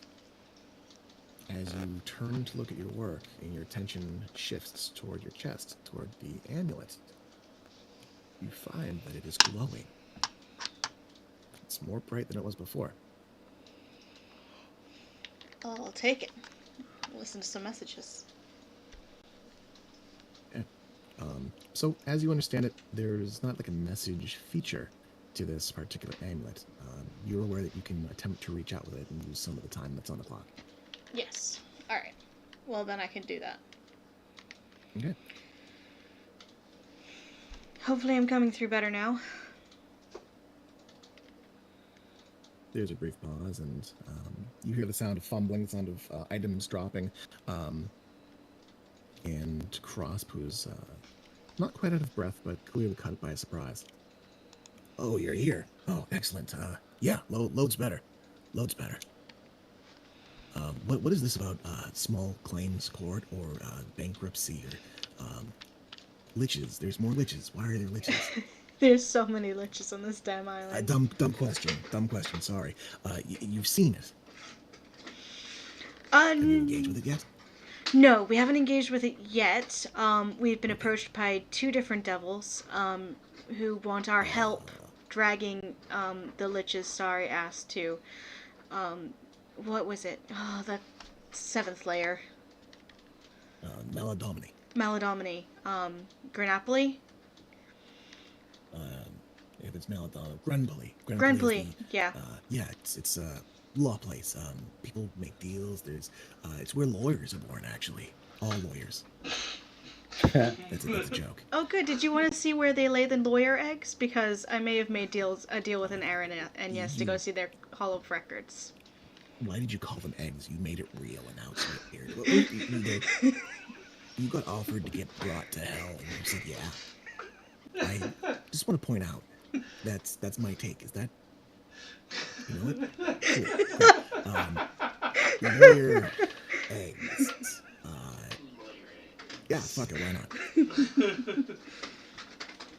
An Aaron yes by the name of something. Cherish approached us and made a deal for safe passage into their Hall of Records. In and out, and protection during. That's actually, wow, she must be desperate, actually. That's That's kind of big. Usually they want you to stay. Okay, that's I'm gonna trust you on this one. You know how to deal with criminals, and devils are like a step away from that. Rhaegar, you mentioned Rhaegar. Rhaegar. There's some argument about the pronunciation. I asked Fleming what he knew about. Why does he know things? Like, anyway, sometimes it's just good for us that we don't ask questions. Maybe that's true. So apparently there's some old world knowledge about how is it? Eadrophi and the Lich Kingdom. That name came up here and there. Someone who was invested in studying them like years ago. We're talking hundreds of years ago. From what I gather, Rhaegar is interested in. Are you familiar with the concept of transhumanism? Basically, replacing everything that you're made of and becoming something else. That's terrifying. Yes, that he's a lich is even more terrifying. Cool, I think we're gonna go fight him, so... Okay, good luck. Seriously, though, he's an arcanist. Expect, traps, deadly poison, neurotoxin, lasers, all that shit. Great. We're going to probably head straight to the ziggurat and try to get in through the top. Okay. All right. Listen. Get back in contact as soon as you can. I will. Need to know. I know. All right, cool. We're going to have Cherish the Aaron Yes with us all of the time, as far as she can. The problem, so this Lich guy, he's made a lot of deals with a lot of demons. Okay, that explains a bit. That actually explains a lot, yeah. Sold his soul probably like 15 times over. Okay. Yeah, actually, that makes sense. Someone as pragmatic as that guy probably wouldn't see the value in the soul. Not if the end goal is, becoming non-human. You don't really need one at that point. Okay, well, if that's the case, then she's probably on the level. She probably wants this guy. She probably wants you to get him. So... I think she wants to get him. She seems mostly interested in us bringing down the wards that are keeping her out. Wards? Okay, hey, I might have something to this. So, wards. So, the way that they work, they're all based in runic. You have to etch them into something. If you can break the thing that they're connected to, be it stone, metal, wood, clay, find out what it's made of. Any slight alteration to the sigil will cause it to begin to fail. The more failures you can cause, the more unstable it'll become. If you can trigger a rebound event, do that. Just bear in mind, when there is arcane energy, when the aether is flowing through a physical object, it is going to become more sturdy. Like an arcane lock. Ask Roar, he knows. Arcane locks makes it tougher, harder to hit, harder to hurt. I found shooting the runes worked pretty well, actually. Depending on what it's etched into, absolutely. Trees, this time. Okay, That's why our communication is bad. There's wards on, like, every tree out here. I knew my shit wasn't broken. No, it wasn't you. It was the stupid lich. We'll call him stupid. No, not to his face. And, I might. I can hurt people with words. Don't let him know how smart you are. If he thinks you're a dumbass, he's gonna underestimate you. Use it. Oh, you'd be so proud of me. I made an illusion of a giant green dragon.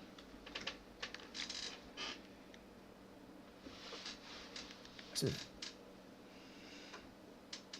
And scared off several large undead things.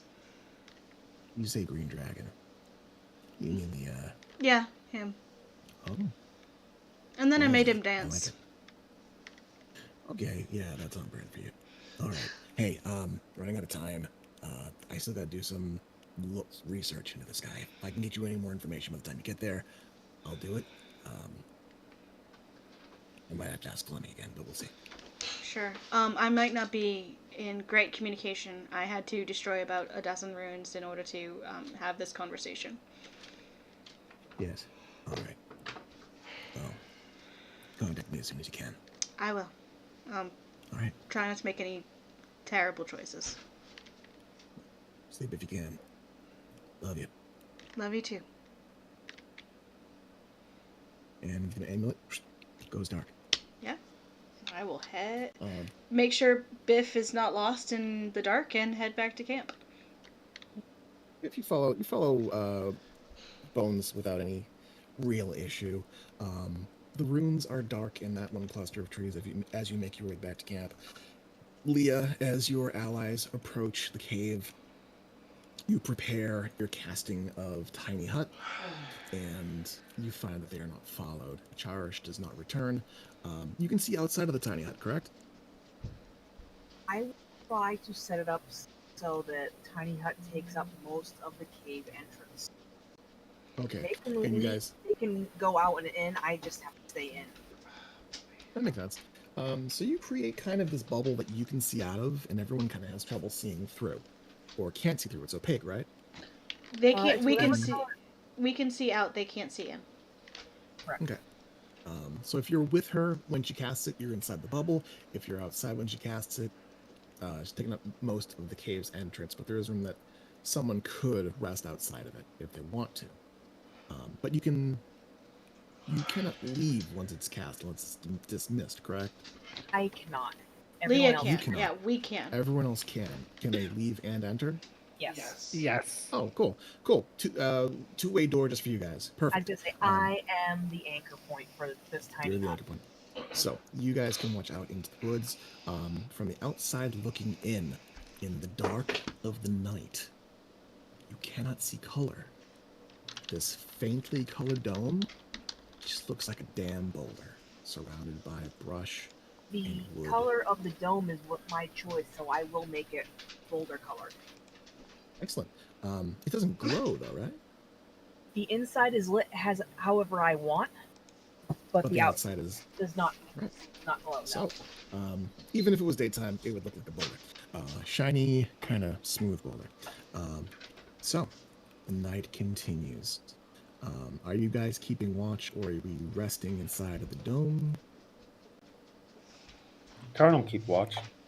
Karn will keep watch. Karn is good at keeping watch.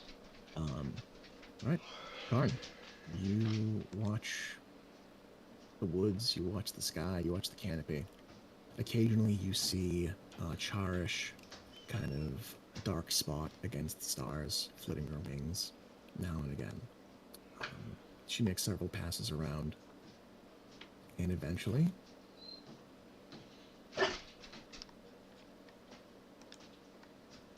it's morning. It's morning on morning. I was literally Very about cool. to ask. Morning, Evan the 11th, 2213. A day passes. You find yourselves in the woods, in a cave. Leah's bubble dismisses after 8 hours or 10. You may all take a long rest, recharge your abilities if you have abilities to recharge. I'm going to drop Tiny Hut and pick up Knock. Sure. Excellent choice. Also, arrows. You can collect half of those on your way back. Out of 12, you would now have 6. Okie dokie. Or rather, out of the 12 that you shot, you can collect 6 of them. I would assume you would collect them, so Yeah. those are for you to have. Natasha takes a nap and has to sleep. Verdi, Natasha's on top of you, kind of purring as the sun comes out. You find that her heavy paws are planted on your chest, and she is kneading. Your scale mail is nothing to her cuddles. You're feeling pinpricks between the plates. Well, at least you would have He would have taken that off before going to sleep. Sleeping without armor on? Like a fucking functional person? My god. Yeah. Alright. So, yeah, you got fucking holes in your chest now. Your cat is loving on you. You guys get up. You prepare your spells. You have breakfast. Cherish of... New character sheet. Who dis? How do I get rid of a spell and add a new one? Okay, so, to remove a spell, oh, that's a weird look. Are you on your spell book?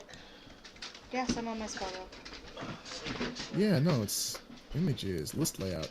Oh, you can just do fucking images? That's cool. Unhighlight prepared.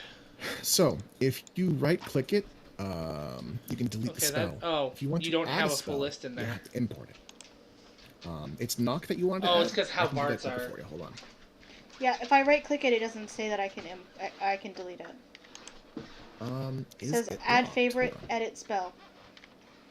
Yep, one moment. Alright, I just clicked the unlock box. Can you try again? Yes. Shit. Now it will. Okay, now it'll let you delete. Shit. So you go ahead and delete that now. Shit. Liam just fell out of the bed. Oh. Oh no.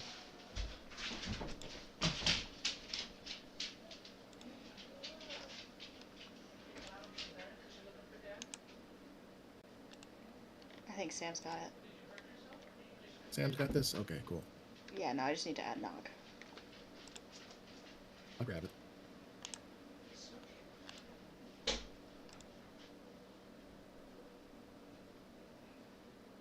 Importing.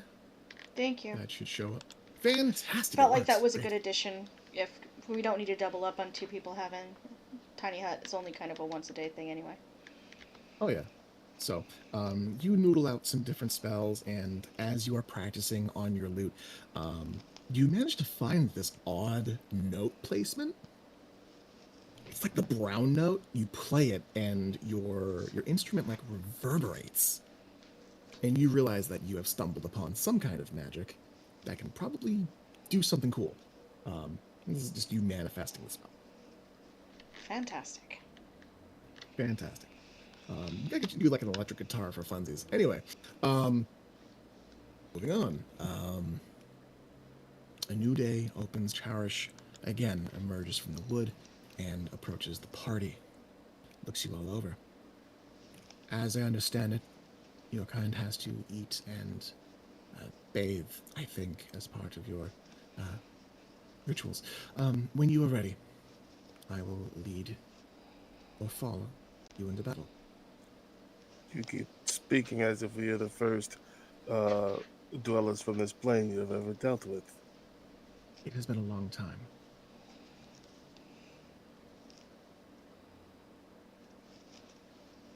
Some of them bathe, some do not. Some have told me it is mandatory. Why don't you come sit with us while we eat and become comrades? Okay. She joins you in breakfast, and camaraderie commences. Do you offer food? Sure, why not? Hell, I'll offer She'll some take some of your rations. rations. You can knock off 2 rations off your list. I will. She seems to enjoy it. She is not a stranger to food, and she wrinkles her nose here and there. Why would you dry meat? If you don't, it goes bad faster and it can get you sick. Oh, yes, that's why you eat it right away. But we have to travel. She looks about and kind of cuts a brow. Sometimes it is more prudent to have meat in the pack ready, stored away, so you do not have to spend time hunting. If you're traveling in a place that does not have a readily available source of food, say high in the mountains where there's only berries in certain times of the year, it's good to have dried food in hand ready for you. Berries are not food. What a pitiable existence that you must ration off and dry your food to survive. Meat without lifeblood is not worth eating, but I thank you nonetheless. I would hunt, but there's nothing here. Also, there are many zombies. She inclines her head and nods and looks to Verity and nods, and the creatures here are smarter than they look. They avoid this place. They know that death comes.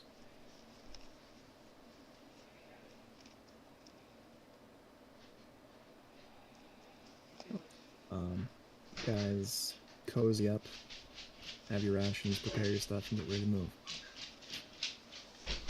Point of order. The outside do fuck around and find out.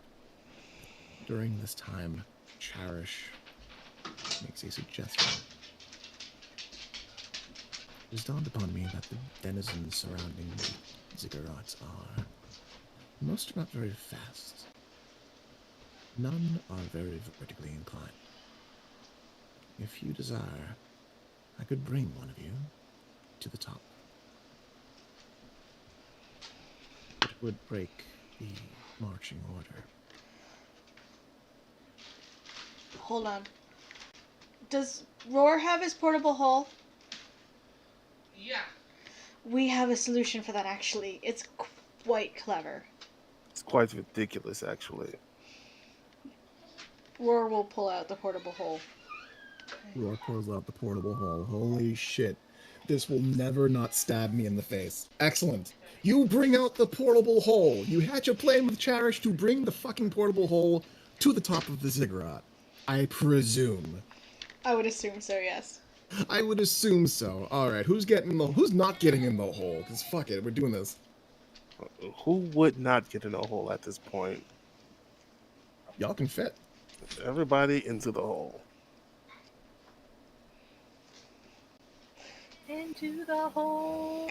At this point, it is the Cherish? most convenient way to get up there. Yeah. Cherish is gonna have so is. many stories about this. She'll be in hell gonna have talking so about many all this bullshit. Talking about this shit. Okay. We're gonna do this. We are going to do this. One moment.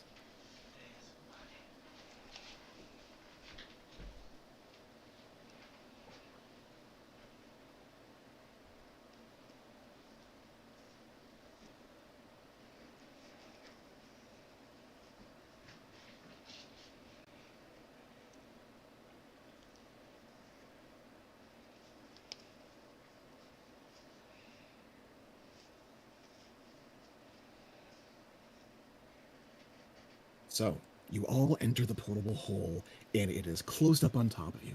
The light from above fades away as a dark wooden ceiling takes the place of what was once the sky and canopy. You guys feel movement, you feel shifting, you feel rumbling and tumbling. Now and again, you hear sounds from the one sound pipe and the air vent that allows you guys to actually breathe in there. This carries on for the better part of 10, 15 minutes. And then you start to hear the faint rumbling and groaning noises of distant undead as something has noticed something in the sky. You hear a distant bark, a shout, a language, something spoken in common, an alert, a cry of alarm. There's a thump and a tumble and a rumble as I am whispered to. Hey, it's a new rest long day. And I have to throw you guys actually onto the map. God damn, this is the coolest shit. Randomly, I'm going to grab Cherish.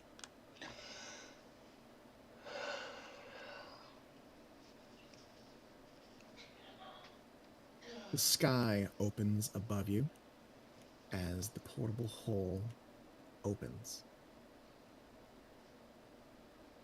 You hear a many grumbling of voices and the grunt of Cherish as she struggles, performing some kind of duty.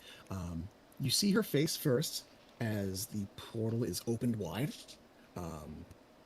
She's not sweating, but there's a look of concern on her face as you are all welcomed to open jungle air above you. The sound of movement, the sound of groaning, the sound of voices, as though a great collection of entities were just out of sight. I have to find your pets. Too many tokens. This is fun.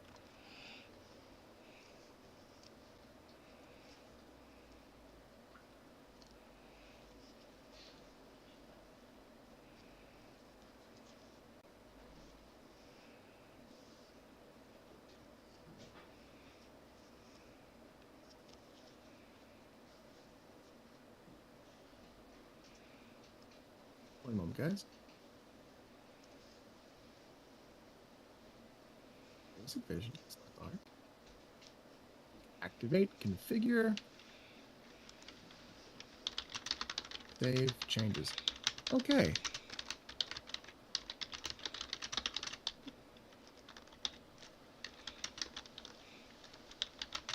There we go.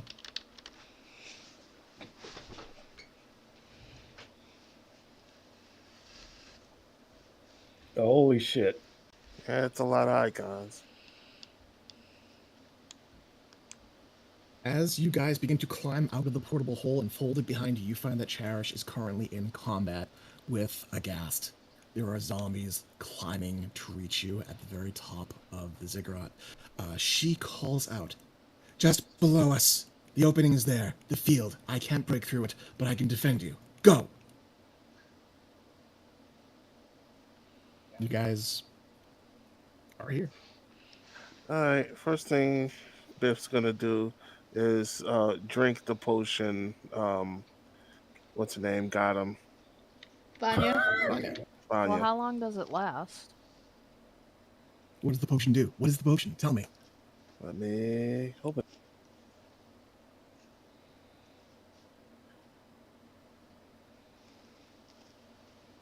Potion of wild magic. Shit. You drink the potion of wild magic? Yes, but it was. Hell yes. All right, wild magic potion table. So you take a bonus action to glug it down. You feel a tingling in your bones and a rumbling in your body, and we're gonna roll on the table. And roll. Me, you. I'm doing it. That's rolling.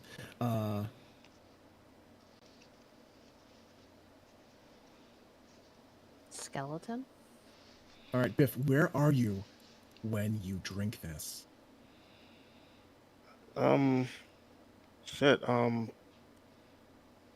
me put it this way. You feel the shadows around your body begin to roil and twist, and you have this sense of violence creeping upon your back. I will give you an opportunity to move up to your speed to place yourself. You're not sure what's going to happen, but you get the impression that something bad is going to happen. Maybe over there. Away from any targets? Yeah, away from anybody, any of his friends. I'm gonna say this is the door, right?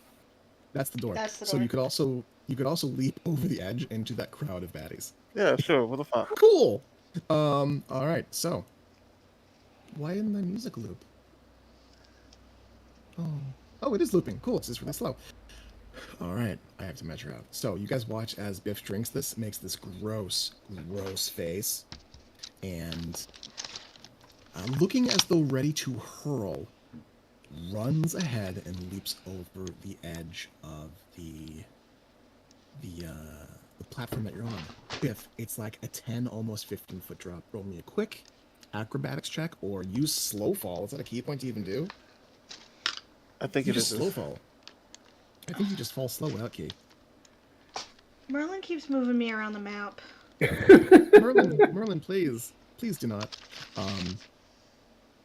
So, as you do that, The cat land piloting a on cat. the ground, in your shadow erupts into these long, lashing tendrils. They jut out and begin stabbing and wrapping around entities around you, squeezing not the life, but the very essence from their bones. Hey, did you know skeletons actually aren't resistant to necrotic damage? I gotta roll some dice. Cherish looks a little pallid as she steps back from the ghoul in front of her, narrowly avoiding one of those shadowy tendrils. Roar, Do we you just see find like dark tendrils like start whipping Just around in front of tentacles the? of black ink just reaching up from the ground, lashing at the creatures at the very edge of the platform you're on, narrowly missing Cherish, narrowly missing Roar. Up. That's substantial. Is the Biff okay? I don't know. Roll an extra dice. Where the fuck is my D12? Yeah, Biff has slow fall. It's just a reaction. So, Which- Jesus Christ, I got a fucking calculator.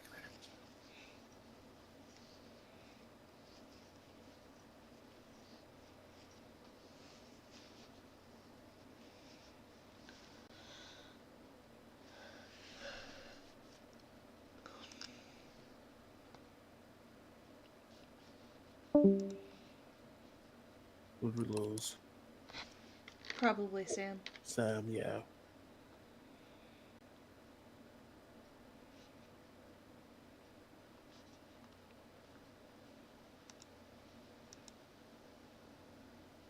All right, so the skeletons, one by one, are reduced to bony bits as you gain 105 temporary HP. Oh my What? fucking god! What? Okay. Hold on, wait, hold on.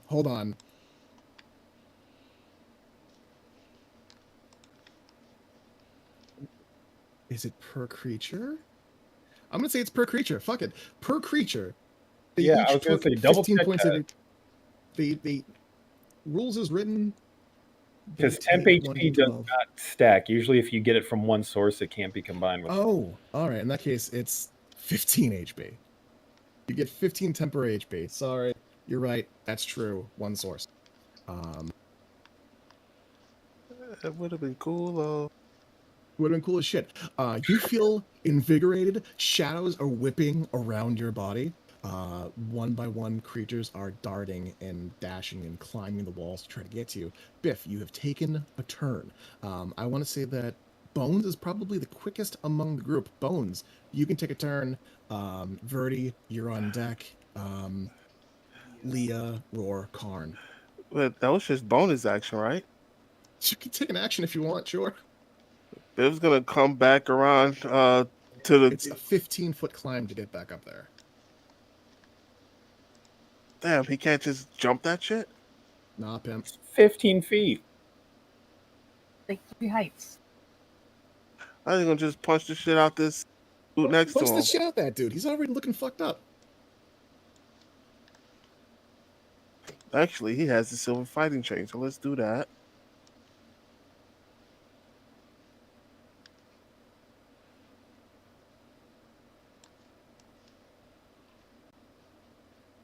Isn't that one? So you swing to attack this creature, and you fumble your first attack. Oh, Roll your second attack if you choose. I gotta have something for that shit. Hold on. Key. Reaction. No. A 1 is a fail, even if you add to that, unless you can re-roll it. Okay, so I guess we're gonna just re-attack.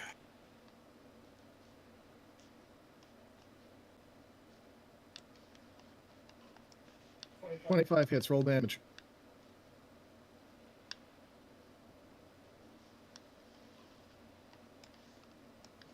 Okay. Already damaged by the previous shadowy lashing. Even though your attack misses initially, and the second one only barely manages to find purchase, the silver of your chain carves through its chest, tearing its ribs asunder. It falls to the ground and gurgles, mouth bloodied as it spits black ichor out. Behind you, you see a shimmering field of translucent violet energy. It looks to you like a bee's nest, honeycombs of color. Behind me? Behind you, within this area here, Okay. you see an entryway roughly 10 feet tall by almost 15 feet wide. Come, Vince. Biff will protect the way. All right, so Bones, Verdi, Leah, Roar, Karn.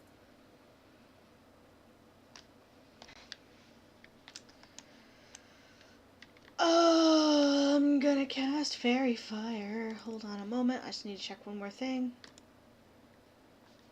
Fairy Fire, I don't believe does damage, but it will make it easier to hit creatures. Yeah, that's the goal.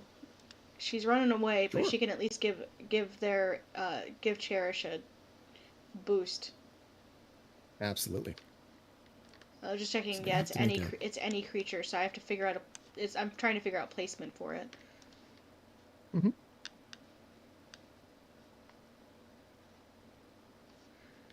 All right. I think here it is the spot. There's the spot, and it's what, a 20-foot radius? 20 foot. Yeah.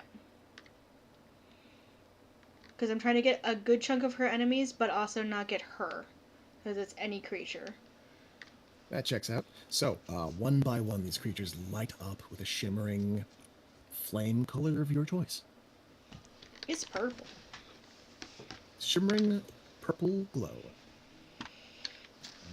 Are lit up. We're gonna use... We'll use this.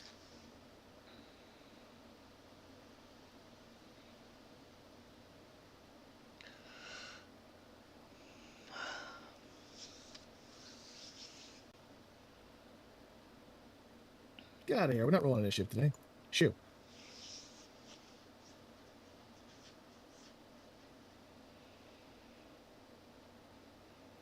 So, you manage to catch the vast majority of them as they fail their checks to get out of the way in time.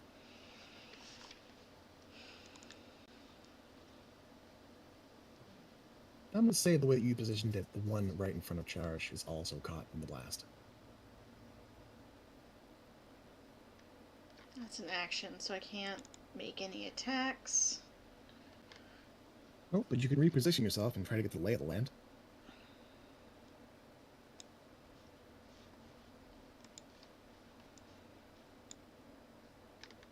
So as you look around and you start to pick out targets and prepare yourself, you see just the sheer number of entities nearby.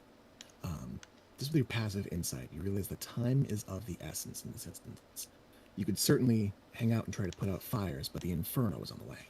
And she can run. And by run, I mean you can fly. run. She can run. She can run. She can absolutely get the fuck out of Dodge. She's just waiting for us to get back inside. So Bones will actually spend her movement and get the fuck inside, as instructed. Yeah. You leap over the edge. You land beside Biff.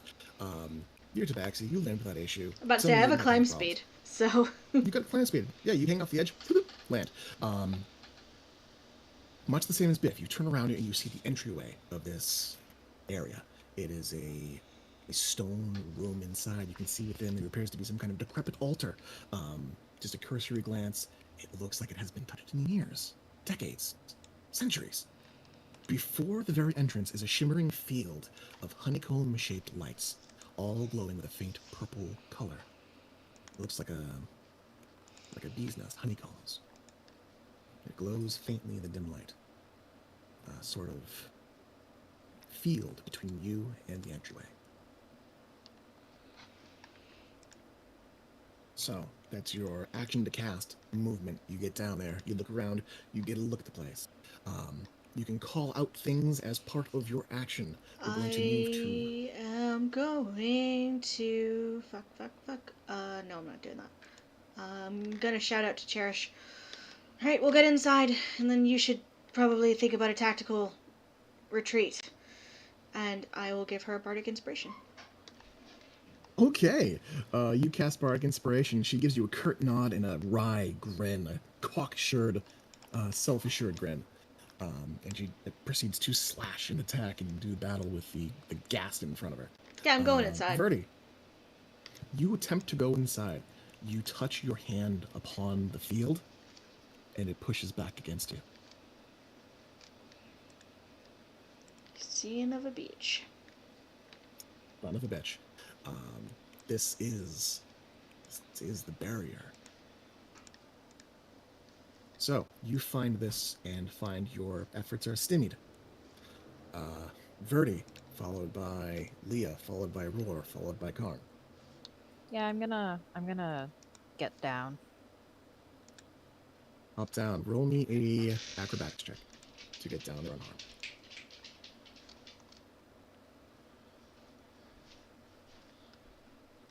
Do I have to roll one for Natasha too? Natasha's a big kitty. She's got this.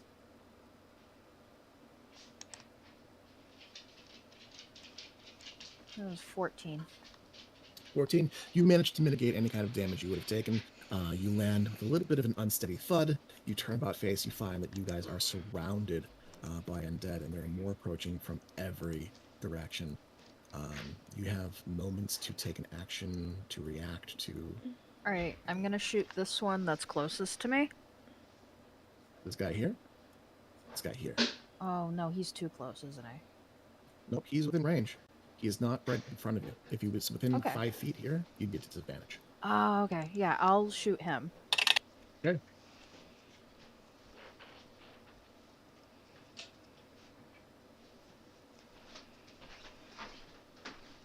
Beat a 12. It's a 24 hit. That hits. Alright, roll damage. That is 5 radiant. That's fine. He was caught within the initial blast of the shadow tendrils. As the shadows subside, leaving him flailing about, trying to peel them off, you land a bolt, a arrow of white energy in his brow. He falls to the ground as the fire consumes him. Alright, so my second attack, I'll get this guy over here. Alright, one attack. Ah, that was almost a nat 20, and then it rolled to 14. So that is... Gonna hit. Okay. That is 6 radiant damage.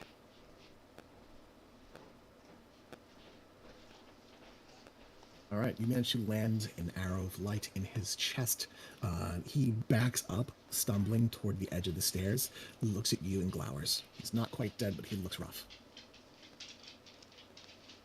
Alright, I'm gonna tell Natasha to finish him off. Alright. What's the strength check for Natasha? It's a DC 16? Yes. I'm just gonna treat this as a shove. So what happens is without you even rolling, Natasha goes and bolts to attack him. He does not fail. He does not succeed at the strength check to resist this, and he falls downstairs. He's going to take some damage. Yeah, that fall breaks him. Oh, wonderful. He goes tumbling downstairs. Natasha caught him off guard. Boom, boom, boom, boom, as his neck breaks in a very unflattering way. He is one less threat to deal with. Alright, that will end my turn. Alright, Leah.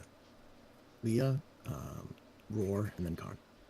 I'm gonna get down here, which I guess is just Roll slide me down. an acrobatics check. Acrobatics. 21. You manage to land with a little bit of a crouch and find yourself beside Bones. Bones currently has her hands up against a wall of some kind of arcane energy. It is repelling her. She can't seem to push through it. To roll an Arcana check to figure out what kind, whether remove curse or dispel magic would be better, and what level I need to Okay. cast it at. All right, roll an Arcana check.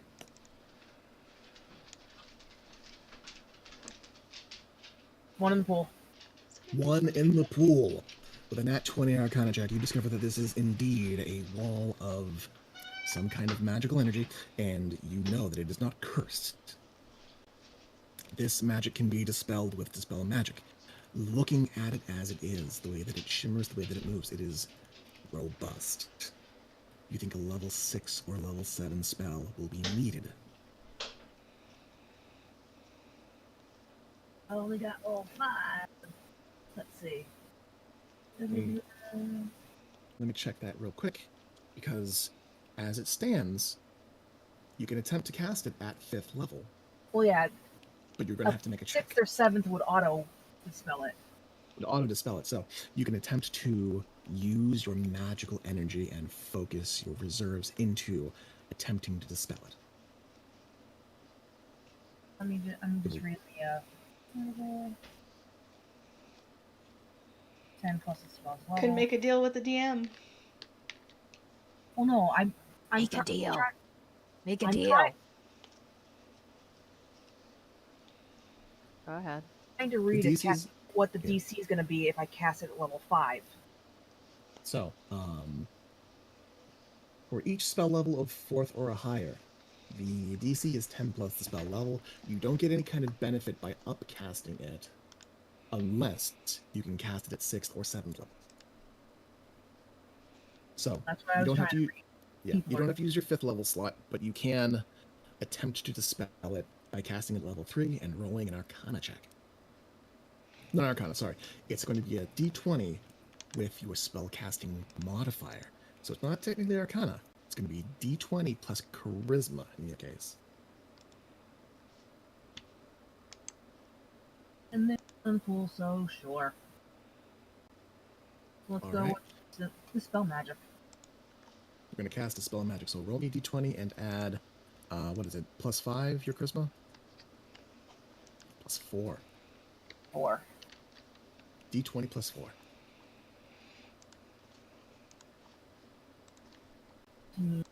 That's the 15. So that's not quite there. There is one in the pool. Yep. There is one in the pool. Roll that.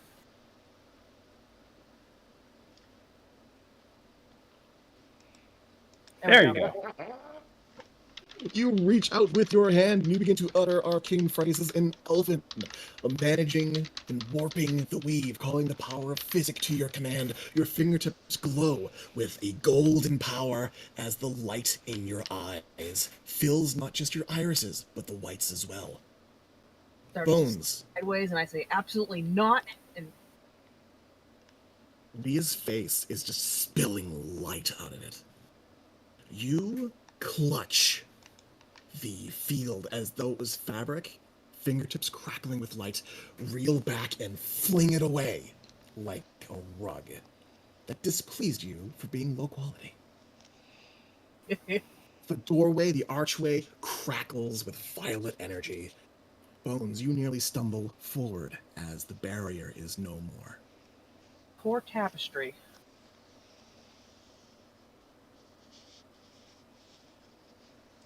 Nice. Roar, you're up. Karn, you're on deck. Yeah, Roar, for lack of anything for Heather figuring out new character sheet and Roar's character sheet, is gonna Eldritch Blast, this fucker. I mean, I literally had to change character sheets because it was almost impossible to see what was prepared and what wasn't prepared on the other one I was using. Well, yeah, I'm also not familiar with the character sheet Sam chose.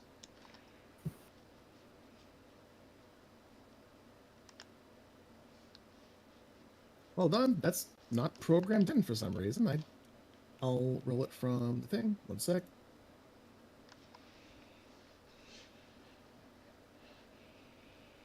Alright, I'm gonna just roll real dice.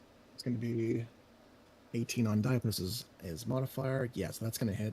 It's gonna be 2d10? No, 1d10 for each bolt.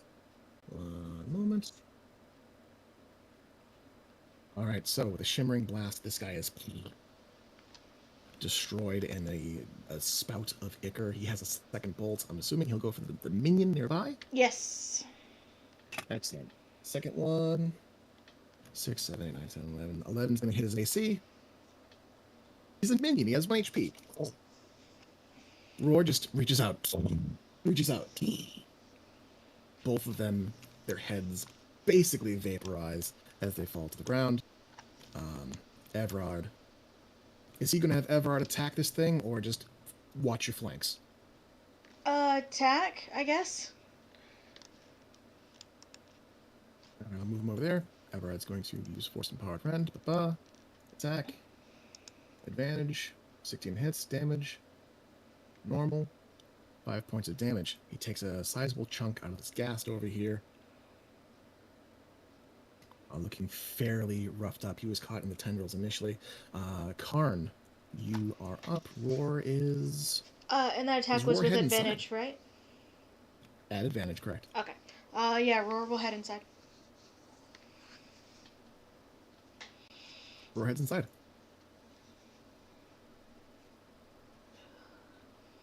So, you see Roar slip into the interior, looking around, searching for something.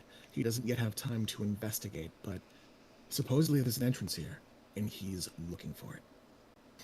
You see him kind of not meander, but rush toward the altar, looking it over. Okay, Karn, you're up. Run forward and leap off as I pass Charisel. Tell her, "Don't walk on the ground," and drop down there. Boom. All right, are you going to roll an acrobatics check to mitigate fall damage? Sure, for laughs. Or do you just make a crater in the ground? That works too. I mean, with a 6, I'm pretty sure I just crater. Please don't All land right, on so Biff. yeah, you land on the ground with the ground cracks beneath your feet. You take a paltry 2 bludgeoning damage to your ankles as you land, but this was a measured maneuver. This was a tactical thing. You land on the ground beside your allies. You find that they are ready to head inside. There is no longer a barrier. War is within. Everyone inside. And I'm going to back up into the opening and prep and hold a spell for once everyone's inside. Okay. That brings us back to the top of the order. Cherish is going to make an attack.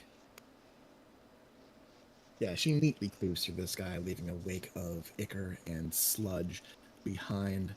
She's going to move forward, leap down, plant herself there, flaming blade in hand, looking about face left and right as skeletons and ghouls begin to approach from all sides, making their way upstairs, climbing the walls, scratching and breaking their hands to get to you, to stop you from doing whatever it is you plan to do inside of there. One by one, you guys make your way within into the chamber. As all my party mates retreat into the chamber, I'm going to toss spike growth right outside. Spike growth outside. Spikes begin to grab the sides of the frame of the door. They start to choke out entry as you find yourselves momentarily within the sanctum, momentarily protected by the arcane vines and thorns. Charish gives you guys one last glance, nods curtly before her form is hidden behind the tendrils and thorns, and the last you hear of her, "Good luck," as her wings extend and she takes flight. As the sound of imminent danger pounds at this newly formed wall you have erected, you find yourselves within the top of the ziggurat, an ancient-looking room. Pillars keep the ceiling up. Tiny bolt holes can view to the outside. You see movement and bodies beyond, but there are no gaps in the walls wide enough for them to reach you. They begin to beat and pound and tear at the spike growth. You see blood, black ichor begin to pool around the doorway as they are literally throwing themselves and bleeding to quote-unquote death to get to you. Something tells you that the pile of corpses is going to be a better protection once this spell drops. Yeah, examine the room, figure out what the hell's going on in here. Examine the room. Roll me some investigation checks. If you have features that will grant you advantage or situational bonuses, you may take them. Do I really not have a map for inside here? I could have sworn I made a map for in here. Investigation, you said. Investigation. You guys can work together to grant advantage. If you have features or feats, that will allow you a better chance to get the job done. Can I get any sort of bonus because I spent some downtime researching this place? This place specifically. Maybe not advantage, but even like a plus or whatever. Yeah, I'm gonna give you a conditional +2 to it. Sounds good. Advantage because Biff is gonna pointedly help Bones. Yeah. Biff is looking for secrets, looking for stuff to say. It's dim in here, Biff, but you can see enough that you can this isn't your first adventure. You've searched things similar to this. 24. If there are no immediate undead, Biff's gonna go ahead and light a torch. Yeah, go ahead, light a torch. With the illumination of the torch, more details do become visible within this untouched chamber, the seemingly untouched chamber. Is anyone else rolling before I proceed?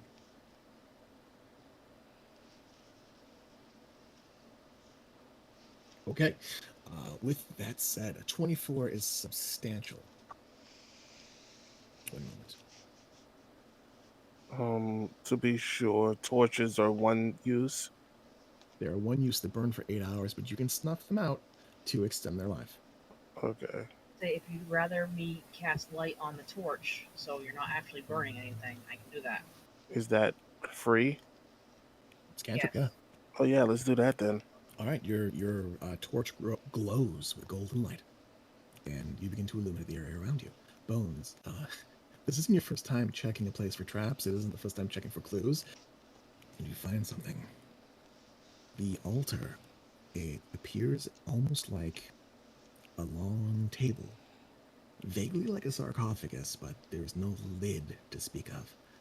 But that gets you thinking about lids and removing and opening, and something sticks out about this. You find nearby the altar this 5 foot long, 3 foot wide slab of stone. There are grooves in the ground. Behind it, scuff marks, places where the moss and loose vegetation does not grow. This has been moved before. It's been dragged with considerable effort.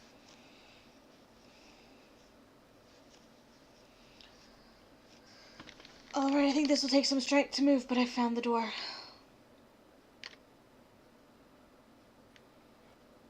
I will head over to her.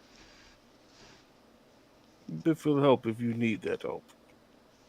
Okay. So, Biff and Karn, you guys begin to spit into your hands and begin to try to move this thing. Yeah.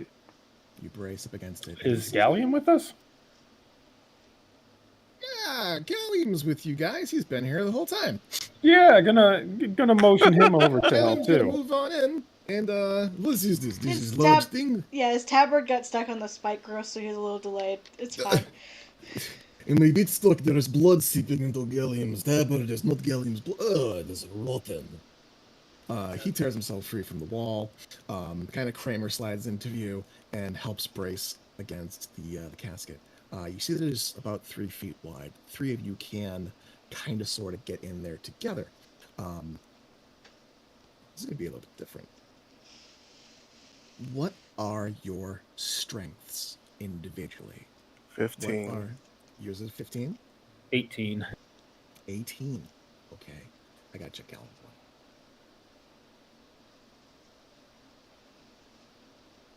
16, respectable. So, together you guys put your strength together and begin to push and heave and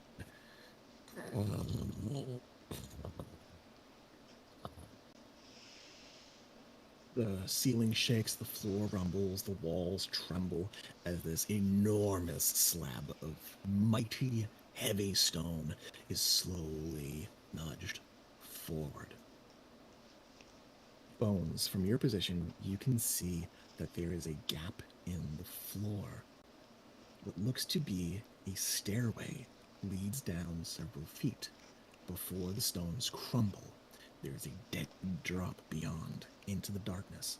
With your keen tabaxi dark vision, you see that the fall from this broken staircase is approximately 30 feet, but you can see a floor below it. Appears to be a hallway of some kind. Okay, we might need to rig some ropes so we can climb down without everyone breaking their necks, but I'm a pretty good climber, so I think we can make that happen.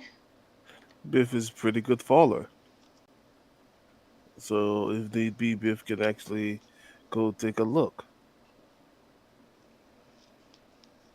Does Biff take a look? Yeah, sure. He has rope as well, freshly cut from the jungles.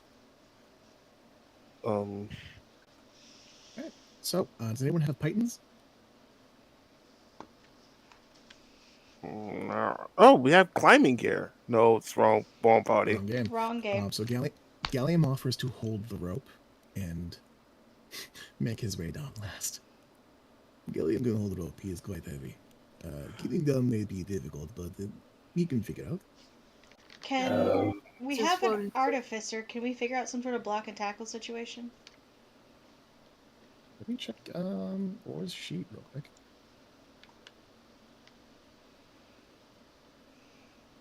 Alternatively, could the last person down ride a tensor's floating disc? Technically, yes. That wouldn't just like immediately drop from gravity.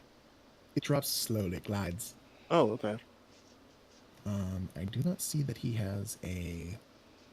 Doesn't have any. He does have pythons. Roar has pythons. So he goes about and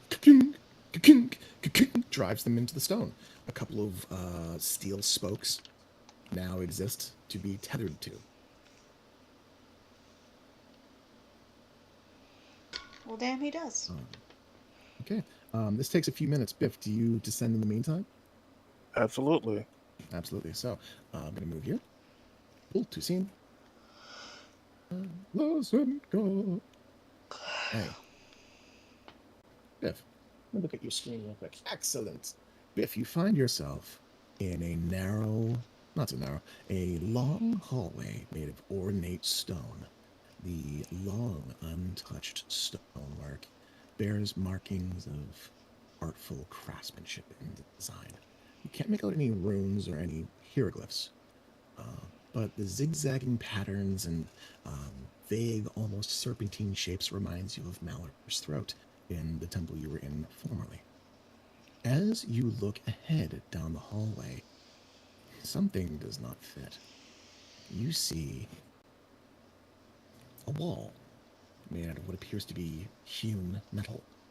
It has a very faint shine. It's pitted, and along its center, you can't seem to make out any kind of doorway. It looks flush. Do you approach? Only a couple of steps, very slowly. Okay. Try to get more light in the area, see what's what. But knowing that this place has traps everywhere, um, yeah, he's gonna move forward slowly. Slowly. So you take your time and move as your allies catch up to you. I'm going to pull you guys all over. No, we're going to actually activate scene. You guys can place. I'll place your tokens. We'll do it this way. Drop. There we go. Pull you in. There's pets involved. Nice pets.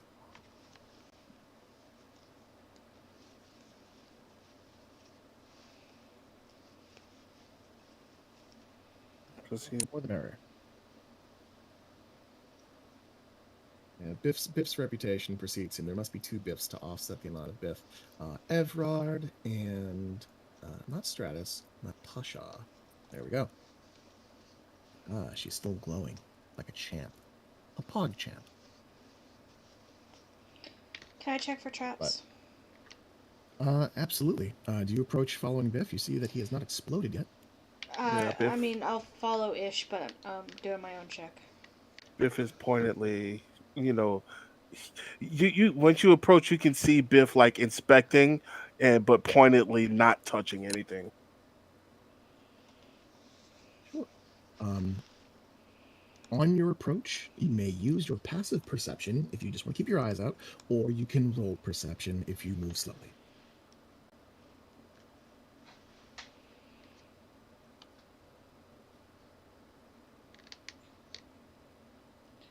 Oh, wouldn't be investigation for traps? I believe it's passive perception to notice traps, but I could be wrong. You can roll investigation, sure.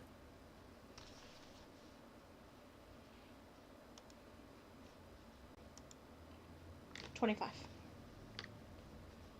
So, you do not, on your path, notice the presence of traps. You look for tripwires, you look for pressure plates, all the regular shit that you're used to, and nothing quite stands out. As you approach and get to Biff, you find that there is a tall and wide wall standing between you and the way you came. It appears to be made out of some kind of metal alloy. It is pitted, about 20 feet wide by 10 feet tall. With your 25, you detect a seam at its center that interlocks at blocky angles. Your cursory inspection reveals that there are 2 circular slots on the surfaces near the door's frame. So there's a tiny hole here and a tiny hole here. With your investigation check, you recognize that this is a lock that is unlike any lock you have dealt with. There is some element that has roar and cross, some kind of magic's at work here. You can estimate the difficulty to unlock. It's going to be a 25 DC lockpicking check. And with that set, that stipulation set, and with the hour growing as long as it is, I think I'd like to call here. Okay. Can I just cast knock before we call it for the night? If that's what you'd like to do. Alright, let me sleep on it. Cool. I'm not going to say good choice, but... I know. know. I was Hey, thinking about it. All right, well, thank you guys so much for the game. Thanks for sticking with it for as long as it went. I at least wanted to get to this milestone before dropping game for the night. Pick it back up in 2 weeks. If you have any questions to clarify, I will try to answer those. I've got a list of things to try and fix. I may turn automation back on to make it so that you can shift click to auto roll. There's some conditions with that, but I think we can work with it. I just gotta walk you guys through it. We're gonna move this to 9 a.m. 8 a.m. Yeah. And we'll pick up on morning. I can't wait for the play where Bones has to explain to Reg that he has to get interviewed by the Aaron, yes. Hell yeah, you gotta get vetted. Alright, my voice is gone, so I'm gonna catch you guys later. Have a good one. Thank you very much for game. Have a Thank good night, you. everyone. Peace out.